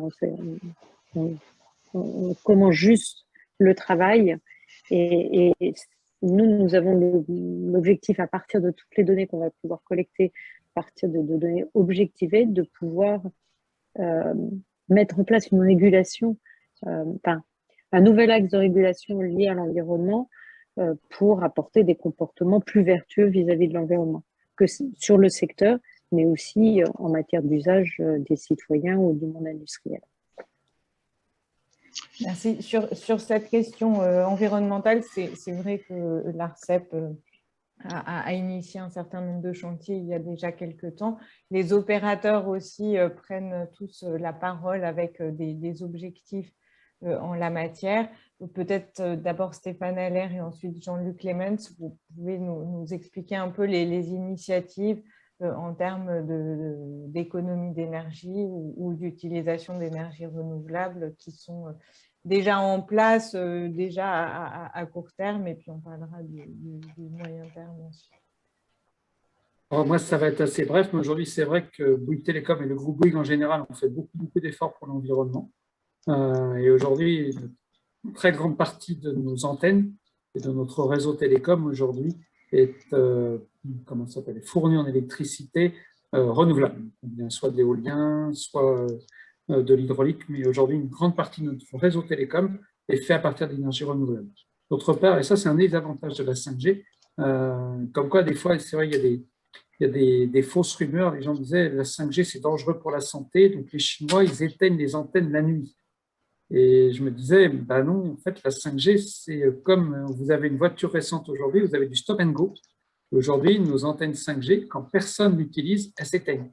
Donc, il y a aujourd'hui beaucoup d'efforts qui sont faits d'un point de vue technologique pour que l'empreinte carbone de nos réseaux soit moins importante. Et puis, comme le disait Madame la Présidente, aujourd'hui, le mobile, et nous, on a lancé une opération qui est les 4R, on incite nos clients à nous redonner leur téléphone pour qu'on le recycle, pour qu'on le répare, parce qu'aujourd'hui, plus de 80%, comme ce qui était dit, de l'empreinte carbone d'un opérateur télécom, c'est lié au mobile. Donc, on essaye d'accompagner ce geste pour faire que les clients conservent le plus longtemps possible leur téléphone mobile. Oui, alors si je peux me permettre, il y a aussi une action de Click Bouygues que j'aime beaucoup, qui est l'application que vous avez lancée, qui s'appelle Mon Empreinte. C'est vrai. Oui. Merci d'en parler. C'est vrai que mon empreinte carbone, j'utilise très régulièrement. Alors, pour le décrire rapidement, c'est que on propose et on incite les personnes à télécharger une application et on a calculé l'empreinte carbone de mes actions quand je suis en Wi-Fi ou en réseau télécom. Et en fait, comme ça, les gens peuvent essayer. Et je pense que c'est extrêmement important parce que dans l'usage digital, on doit aussi éduquer les gens et leur donner des outils simples comme celui-ci, accompagne cet effort que l'on doit tous faire. Alors peut-être de mon côté, pour compléter ce qu'on était en train de dire, effectivement, l'empreinte carbone des réseaux est quand même une des questions essentielles qui doit nous occuper. Alors là, actuellement, la 5G a cet avantage par rapport aux plus anciennes générations d'être plus économe en énergie par mégaoctet consommé.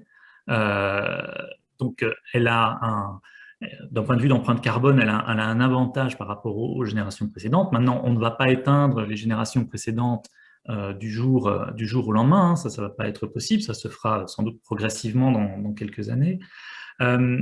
Et puis, il y a toujours évidemment cette question de la sobriété dans les usages. C'est-à-dire que là, quand on dit la 5G est effectivement plus intéressante d'un point de vue d'empreinte carbone, on part évidemment de l'hypothèse que la consommation de données va continuer à évoluer de façon positive. C'est-à-dire qu'on va consommer de plus en plus de data. Si on regarde sur 20 ans, l'augmentation de la consommation de data, elle connaît des taux de croissance très importants à 2 chiffres. Et quand je dis à 2 chiffres, ce n'est pas avec un 1 comme premier chiffre, mais plutôt du 2, du 3, du 4, du 5, dépendant des années. Donc, il y a des très fortes accélérations. Alors, on pourrait se dire aujourd'hui que finalement, c'était le commentaire qu'on faisait tout à l'heure, que finalement, ces réseaux se limitent à quelques geeks qui ont peut-être besoin de débit très important, mais que monsieur tout le monde n'en a pas vraiment besoin.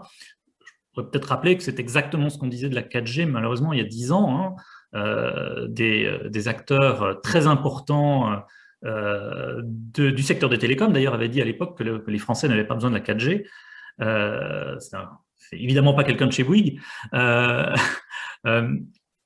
Demain, la vraie question, c'est par rapport à la sobriété de nos usages, c'est est-ce que de nouveaux usages vont vraiment émerger, qui vont vraiment nécessiter ces applications, ces réseaux 5G.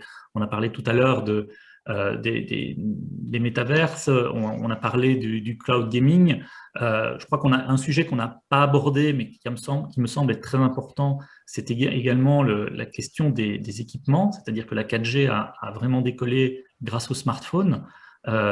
Aujourd'hui, il n'y a pas le smartphone de la 5G finalement. On entend parler de casques de réalité virtuelle.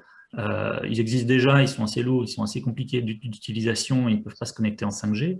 Est-ce que ces outils, demain, vont vraiment nous servir à quelque chose dans notre vie professionnelle ou dans notre vie de tous les jours? Ça c'est la grande question. Si ces usages émergent réellement, et ce ne sera pas le fait des opérateurs de télécom, ce sera le fait de la demande des utilisateurs ou des sociétés de services qui apporteront les solutions, alors la 5G sera nécessaire pour minimiser au maximum l'empreinte carbone de notre industrie. Maintenant, si on part de l'hypothèse que tout d'un coup, par un coup de baguette magique, l'innovation venait à s'arrêter, et franchement j'en doute quand je regarde l'évolution de l'industrie au cours des 20 dernières années, alors on pourrait dire qu'effectivement on n'aurait pas besoin de la 5G. Mais franchement, je pense que ce serait une mauvaise idée de se dire que la 5G n'est pas nécessaire également d'un point de vue d'empreinte carbone.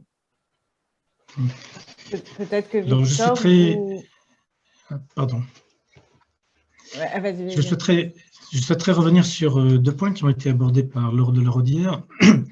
Le premier, c'est l'attente en matière de concertation sur les schémas de déploiement des réseaux mobiles.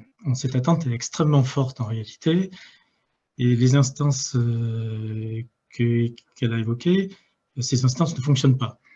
Ce sont des instances départementales qui ont été mises en place par la loi Veil de février 2015. Elles n'existent que dans le dernier inventaire que j'en connais, elles n'existent que dans une vingtaine de départements sur les 100. Elles ne se réunissent quasiment jamais. Et d'ailleurs, dans un certain nombre de départements, là où elles existent, les préfets préfèrent ne pas les réunir parce que c'est un système tellement lourd qu'ils préfèrent des concertations séparées et à quelques-uns plutôt que d'essayer de faire fonctionner ça. Donc, ça n'est pas le genre de concertation que recherche le public. Ces instances sont beaucoup trop lourdes. Et en fait, ce sont des systèmes de résolution de crise et pas du tout des systèmes de discussion de la gestion au tout venant de ces opérations. Donc, il y a une vraie attente pour quelque chose de nouveau en matière de discussion au niveau des territoires, parce que c'est à l'échelle d'un territoire que la cohérence géographique, la cohérence d'urbanisation, la cohérence des besoins se fait. Ça n'a rien à voir avec un département. Et ce que pensent vraiment les associations et les mouvements citoyens, c'est que quelque part, ça n'a rien à voir avec le rôle d'un préfet. Bon. Le deuxième aspect, c'est l'évolution de l'exposition, et ça servira peut-être d'introduction ou de transition rapide vers le dernier thème de cette séance. Ce sont les mesures d'exposition qui ont été évoquées. Alors, il y en a environ 3000 par an, c'est l'ordre de grandeur, c'est une constante depuis très longtemps. Ces mesures ne relèvent pas du tout d'un plan organisé. C'est ce qui est reproché régulièrement à l'intérieur de la structure qui gère ces opérations et qui s'appelle le Comité national de dialogue sur l'exposition du public aux ondes électromagnétiques, et il y a encore quelques mots derrière, qui a été mis en place à la fin de 2018. Donc sur il y a eu un vrai progrès dans le cadre de ce comité, qui était la définition d'un seuil d'alerte à 6 volts par mètre, seuil qui est complètement décorrélé des valeurs officielles qui figurent dans le décret 2002-775 qui définit les seuils de protection qui ont été fixés par l'ICNIRP et derrière par l'OMS. Ces 3000 mesures sont complètement heuristiques. Elles sont demandées complètement au hasard par les gens en fonction de leurs inquiétudes, de leurs préoccupations, et elles n'ont rien d'une démarche ciblée pour déterminer où sont les véritables endroits à problème. Les véritables endroits à problème, ils sont massivement dans les centres urbains et dans les étages élevés, puisque c'est là que les gens sont plus exposés à ce qui vient des antennes. Et là-dedans, on est quelque part à un seuil qui est proche de ce seuil de 6 volts par mètre, de manière généralisée dans les centres-villes. En gros, si vous prenez un site avec 2 opérateurs, 6 volts par mètre, c'est ce qu'il y a à 25 mètres, c'est-à-dire de l'autre côté de la rue, sur la fenêtre du 5e étage. Et c'est juste avant la fenêtre. Donc aujourd'hui, effectivement, ça donne très peu de mesures qui dépassent ce seuil. Il suffit d'une augmentation extrêmement faible et les champs, le nouveau spectre 5G va doubler le spectre pour qu'on se retrouve avec des milliers de mesures du jour au lendemain qui vont dépasser ce seuil. Donc il ne faut pas prendre du tout ces données-là comme des éléments réassurants, et au contraire, sur les dernières années, le nombre d'endroits qui ont été identifiés, malgré le caractère complètement heuristique de ces échantillons de mesures, il est en augmentation de 75%. C'est ce que ressentent les associations qui participent du Comité national de pilotage, c'est que la situation réelle est en train de se dégrader et qu'on n'a pas mis en place ce qu'il faut comme mécanisme de contrôle pour le maîtriser.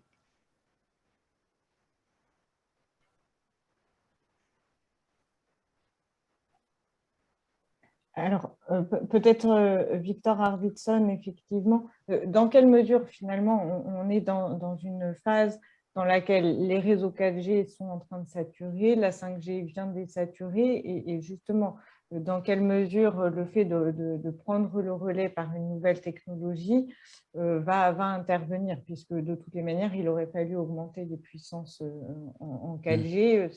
C'est quoi un petit peu l'état de la situation ?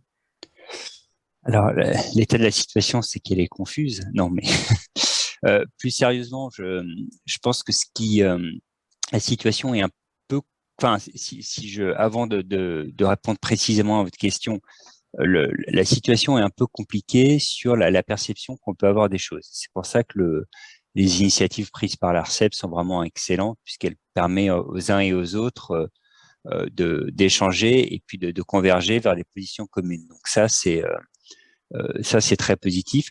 Pour juste prendre 2-3 exemples, c'est vrai que la vision qu'on a, nous, c'est qu'il y a une stabilité de l'impact carbone du numérique. C'est la vision d'un Ericsson. Quand on va sur les rapports annuels de certains opérateurs, il y en a des Français, je ne veux pas parler pour eux, mais on regarde Telia, ils sont en baisse constante de leur impact carbone, alors que par ailleurs, on peut entendre des gens qui expliquent que ça va augmenter et que ça augmente de 8 à 9% par an. Donc déjà, sur le constat, il y a une discussion. Après, ça a été dit assez justement sur les fausses bonnes idées ou peut-être ce qu'on pense être une bonne idée, mais qui ne sont pas forcément les bons critères. C'est vrai que nous, on en voit, il y en a plusieurs. Il y a eu des débats, effectivement, est-ce qu'il faut supprimer, vider sa boîte mail. Il y a des questions aussi, quel est l'impact réel du streaming? Ça fait aussi un peu le buzz. Et bon, je ne vais pas rentrer dans le détail, mais là encore, il y a des vues un peu divergentes.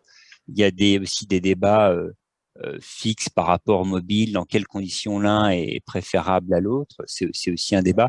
Puis même, en fait, le problème quand on va dans ces usages-là, des fois, finalement, on croit résoudre un problème et puis quelque part, on peut en créer un plus gros. Enfin, si je prends, tiens, je suis sur mon smartphone, sur un réseau mobile, je regarde une vidéo, je me dis, ça va, peut-être que je consomme plus sur le réseau mobile. Tiens, je vais passer sur le fixe. Puisque je suis à la maison, autant le regarder sur la télé. Et donc, je passe d'un mobile qui consomme 3 watts à une télé qui en consomme 80 ou 100. Et donc, j'ai multiplié par 5 ma consommation instantanée. Et peut-être en plus, avec la bonne conscience d'avoir fait un acte citoyen pour l'environnement. Donc, enfin, juste pour dire que je ne veux pas répondre aux questions-là, ça serait présomptueux de tout résoudre en 2 secondes, mais je pense que ces groupes de travail qu'on a, et je pense que ce qui est fait en France est très utile, nous permettent d'avancer là-dessus. Et voilà, je suis très heureux qu'on y participe et on y participe assez largement dans l'écosystème. Après, votre point, effectivement, il était sur, c'est un débat qui est, tiens, si je déploie pas la 5G parce que c'est une spirale un peu infernale au vu de certains, il y a quand même un trafic qui augmente de 30 à 50% par an. Donc, il y a un point de vue qui est de dire, dans ces cas-là, on va densifier en 4G. C'est une perception qui au moins existe. Et donc, au final, l'impact carbone sera bien plus mauvais puisque l'efficacité énergétique de la 4G est moins bonne que celle de la 5G. Après, donc ça, je pense que c'est un constat qu'on peut avoir. C'est en tout cas la remarque, la réflexion qu'on peut se faire. Après, c'est vrai que ça pousse aussi à d'autres débats sur une forme d'effet rebond qui est de dire, voilà, à chaque fois que je déploie une nouvelle technologie, finalement, il y a une espèce d'appel d'air et je vais créer des nouveaux usages, je vais aller encore plus loin. Donc, arrêtons un peu les dégâts. C'est un peu ça ce qu'il y a en filigrane de cette idée de ne pas aller vers la 5G. Et bon, après, je ne vais pas résoudre la question là, mais c'est vrai que je pense que évidemment, je pense que c'est pas la réponse. Je pense que on peut pas se priver de l'innovation. C'est plutôt l'innovation et à nous effectivement de l'utiliser au mieux et puis à promouvoir les meilleures pratiques pour justement éviter certains des effets induits. Je pense que c'est plutôt ça la bonne approche. Et puis par ailleurs, même si c'est pas le sujet, mais c'est quand même aussi un des éléments, il y a aussi un contexte international, il y a un contexte global, il y a une compétition mondiale, il y a des enjeux de souveraineté. Si nous, on se dit, tiens, la 4G, c'est super, mais qu'il y en a d'autres qui ont 400 millions d'abonnés 5G, à un moment, on n'aura plus la maîtrise de notre destin. Donc, il y a une voie médiane à trouver, nous approprier la techno, mais en même temps promouvoir les usages qui nous semblent les plus pertinents. Donc, c'est un peu ça le chemin étroit, la gageure, et ça passe effectivement par des échanges, de la communication et entre les différents acteurs.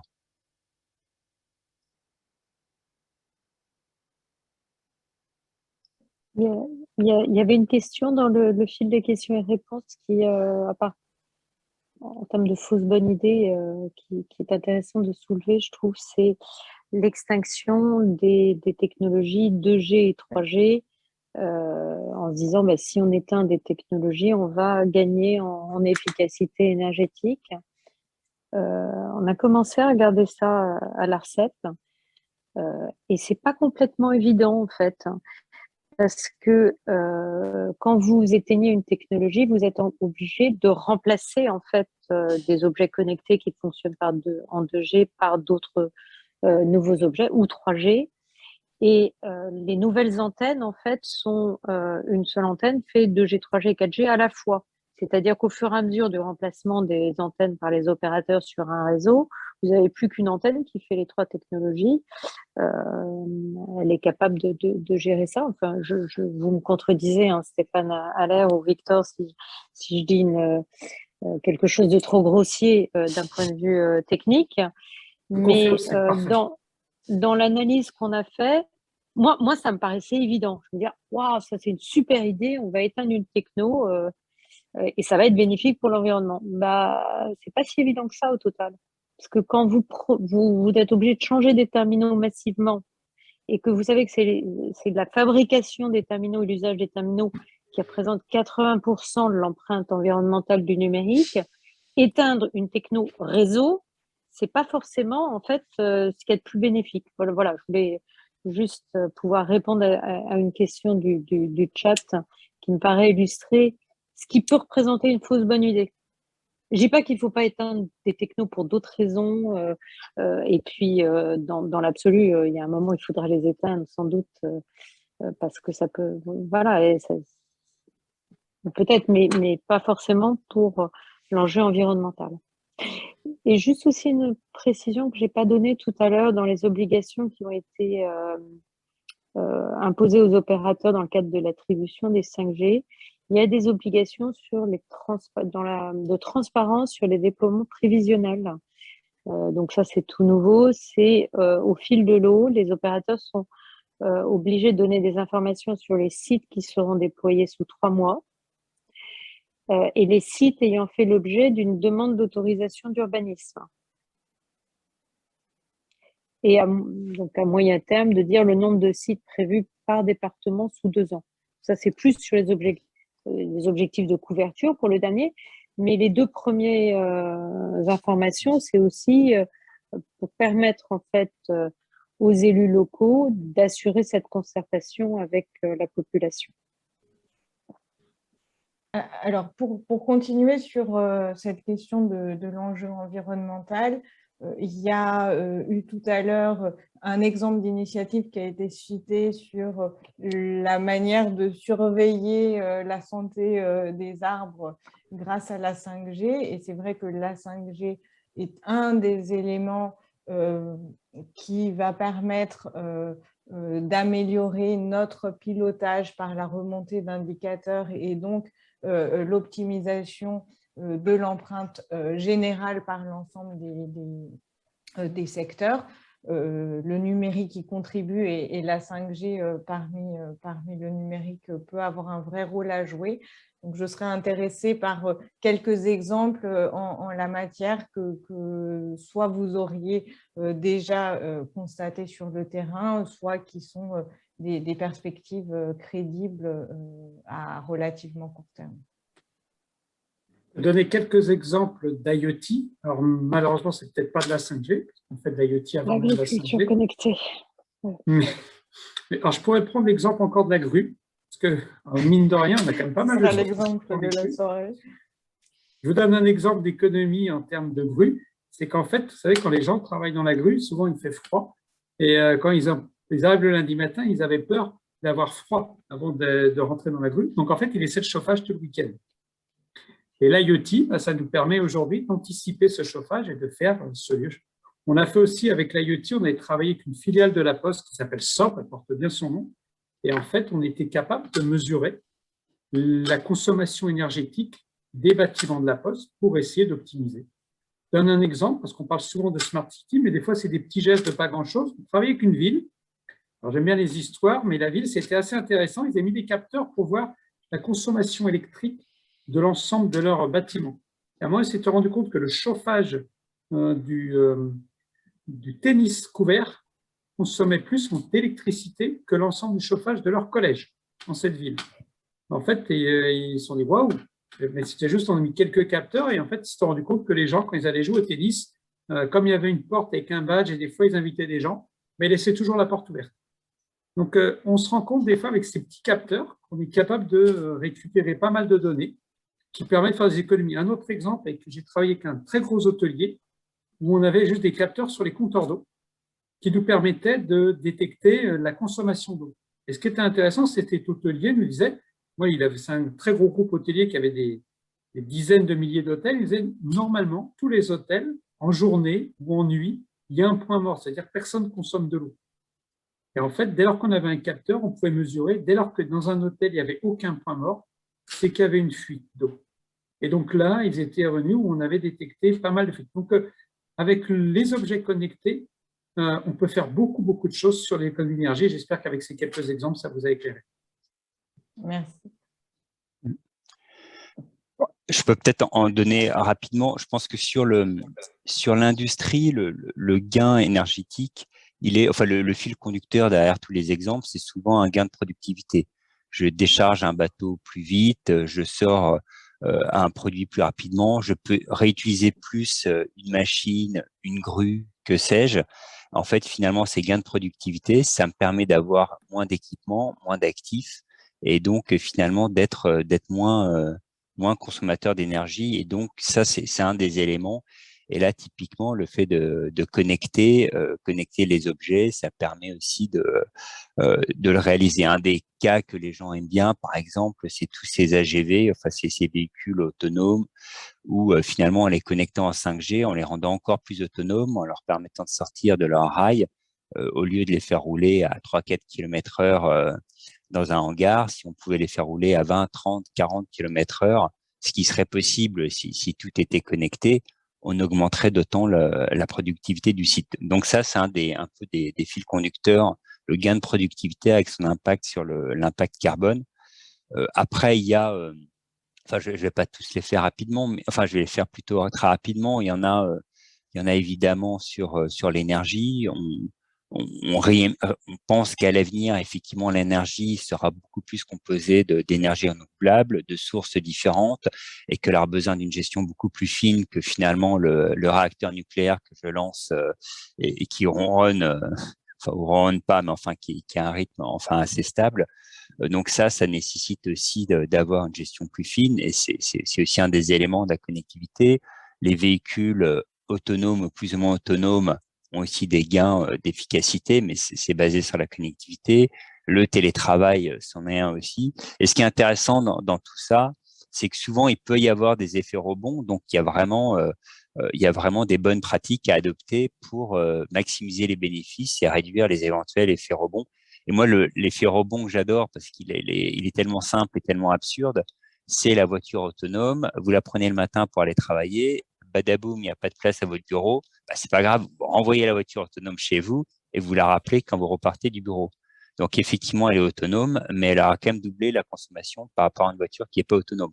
Et donc là, on voit bien qu'effectivement, les voitures autonomes, c'est quand même intéressant, mais il y a des règles, il y a des manières de fonctionner pour maximiser les bénéfices. Donc c'est aussi un des enseignements de la 5G, c'est-à-dire que on doit accompagner la technologie avec ce qu'on a envie d'en faire, la manière dont on a envie de fonctionner.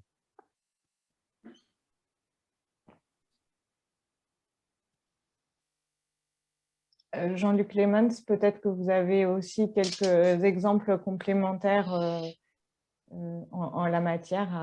Je crois qu'on les a beaucoup cités, hein. Il y a effectivement l'exemple de l'usine Mercedes qui est en train d'équiper toutes ces lignes de production avec des modules 5G, afin encore une fois d'accélérer la productivité et donc de réduire le coût énergétique par unité produite. Je pense que la logistique, hein, de façon générale, est un secteur dans lequel il y a beaucoup de potentiel de réduction de consommation d'énergie à travers les modules IoT 5G. Il y a encore, je pense, pas mal de secteurs qui sont en test, hein. Je pense qu'il y a des grands acteurs de l'énergie, par exemple, notamment en France, qui sont en train de tester énormément de choses. Là, je pense qu'il n'y a pas encore eu vraiment, sauf si Stéphane a travaillé avec ces gens, mais moi, de ce que j'ai entendu, il n'y a pas encore vraiment de choses qui ont vraiment émergé du côté des sociétés énergétiques. Sur les smart cities, peut-être? Alors, sur les smart cities, bon, le fameux exemple d'Helsinki que je vous citais tout à l'heure, c'était évidemment un des tout premiers que je voyais. Alors, je reviendrai sur les smart cities, effectivement, c'est les caméras 4K, hein, qui ont besoin d'une connectivité 5G pour avoir une très grande précision. Maintenant, dans les exemples de la Smart City, dans les piliers de services Smart City qu'on voit émerger, la consommation énergétique, la réduction de la consommation, elle arrive peut-être par la bande, par une meilleure gestion, par exemple, des parkings, des places de parking pour diriger les véhicules et donc réduire le temps de recherche d'une place de parking. Ça, c'est des choses qu'on va pouvoir attendre. Quand j'ai une place de parking, c'est une place pour se garer, tout simplement. Donc là, ce sont sans doute des choses qui vont émerger dans les années qui viennent, mais ça va nécessiter le déploiement d'infrastructures assez importantes au niveau des villes et donc des investissements assez conséquents. Donc ça, c'est quelque chose qui va arriver, mais de façon progressive.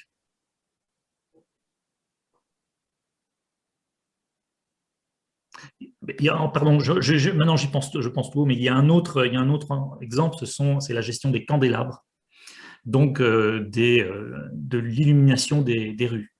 Effectivement, l'utilisation de réseaux mobiles permet, grâce à des capteurs, de vérifier la présence ou l'utilité de l'éclairage des rues, hein. On voit de plus en plus de villes de France qui éteignent finalement l'éclairage de certaines de leurs rues à certaines heures.